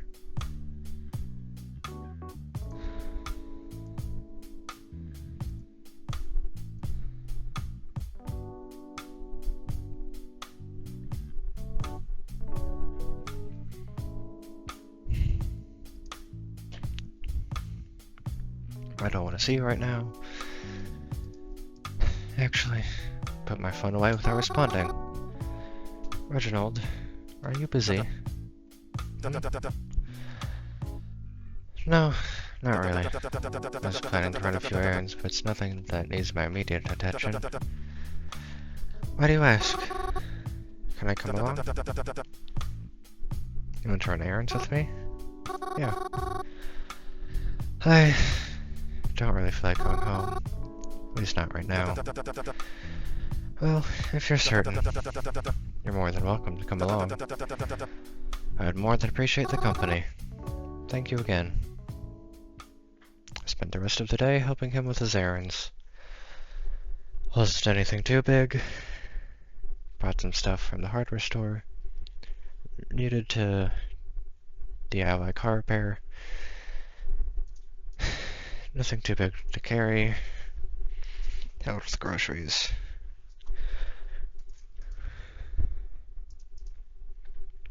Wasn't anything too exciting, but it was nice to be able to do something simple with him.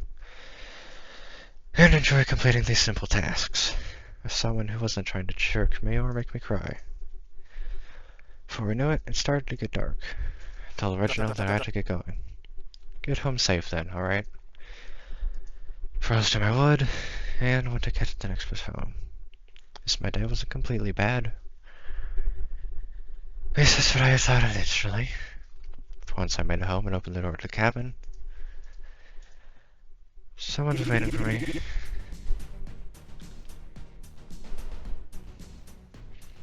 Alright, look, I'm sorry. I'm trying to keep making this through, but this is a lot longer than I'm used to.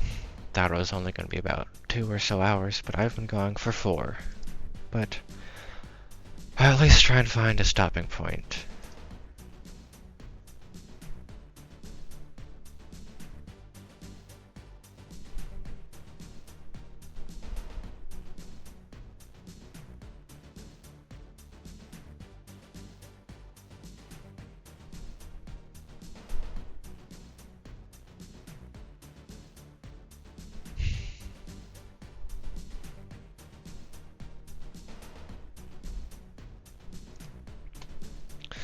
About time you got home.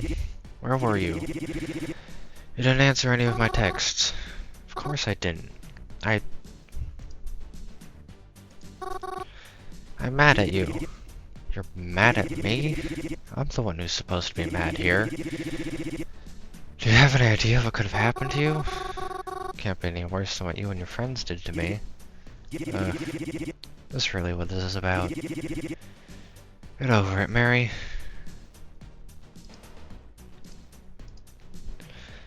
None of you even apologized.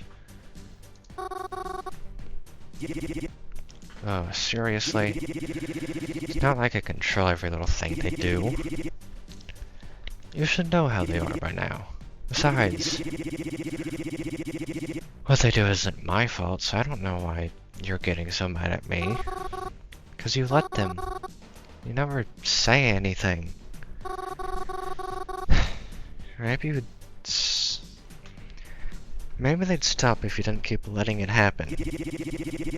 Oh, don't start turning this on me.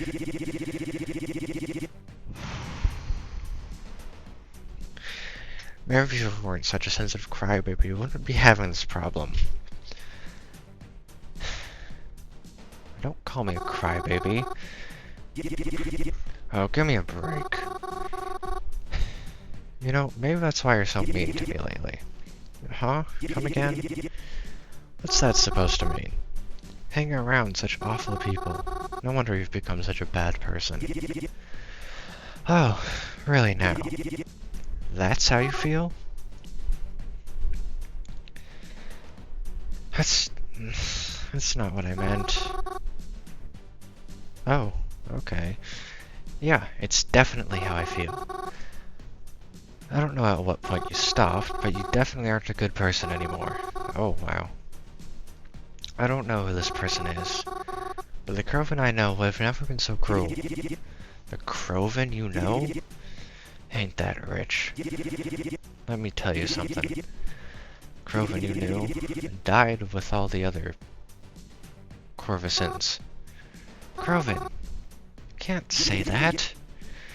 I'm so over this already. If you really hate me that much, why are you even still here?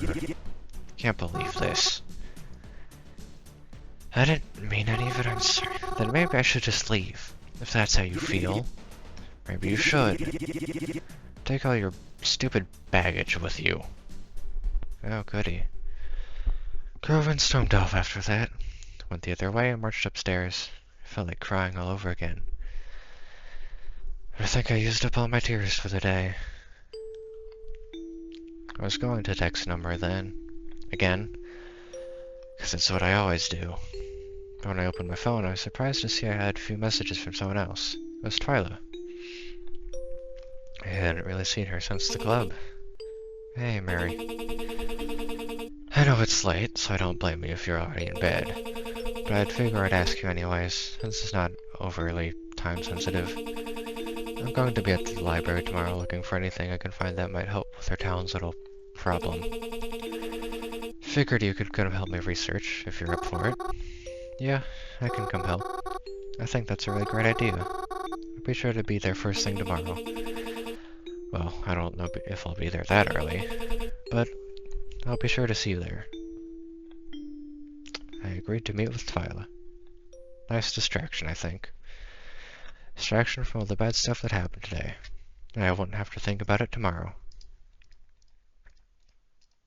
I got up, I hurried myself out of the house. Wasn't even sure if Groban was still home, but I wasn't going to stick around long enough to find out. Headed to the library as quickly as I could that morning. Even though Twyla said she wasn't going to be so early, she was still there when I arrived. Okay, so I am going to have to leave it there for now. It's been very interesting so far, but I did not think it would take nearly as long as it had. But I'm still excited to see where things go. I think it's supposed to be shorter if you pinpoint one specific character, and I think I've kind of bounced around a teeny bit, but it'll still be nice to see where that takes us. So, hopefully, So it's been nice, and hopefully I will see you all in the next one. Goodbye, for now.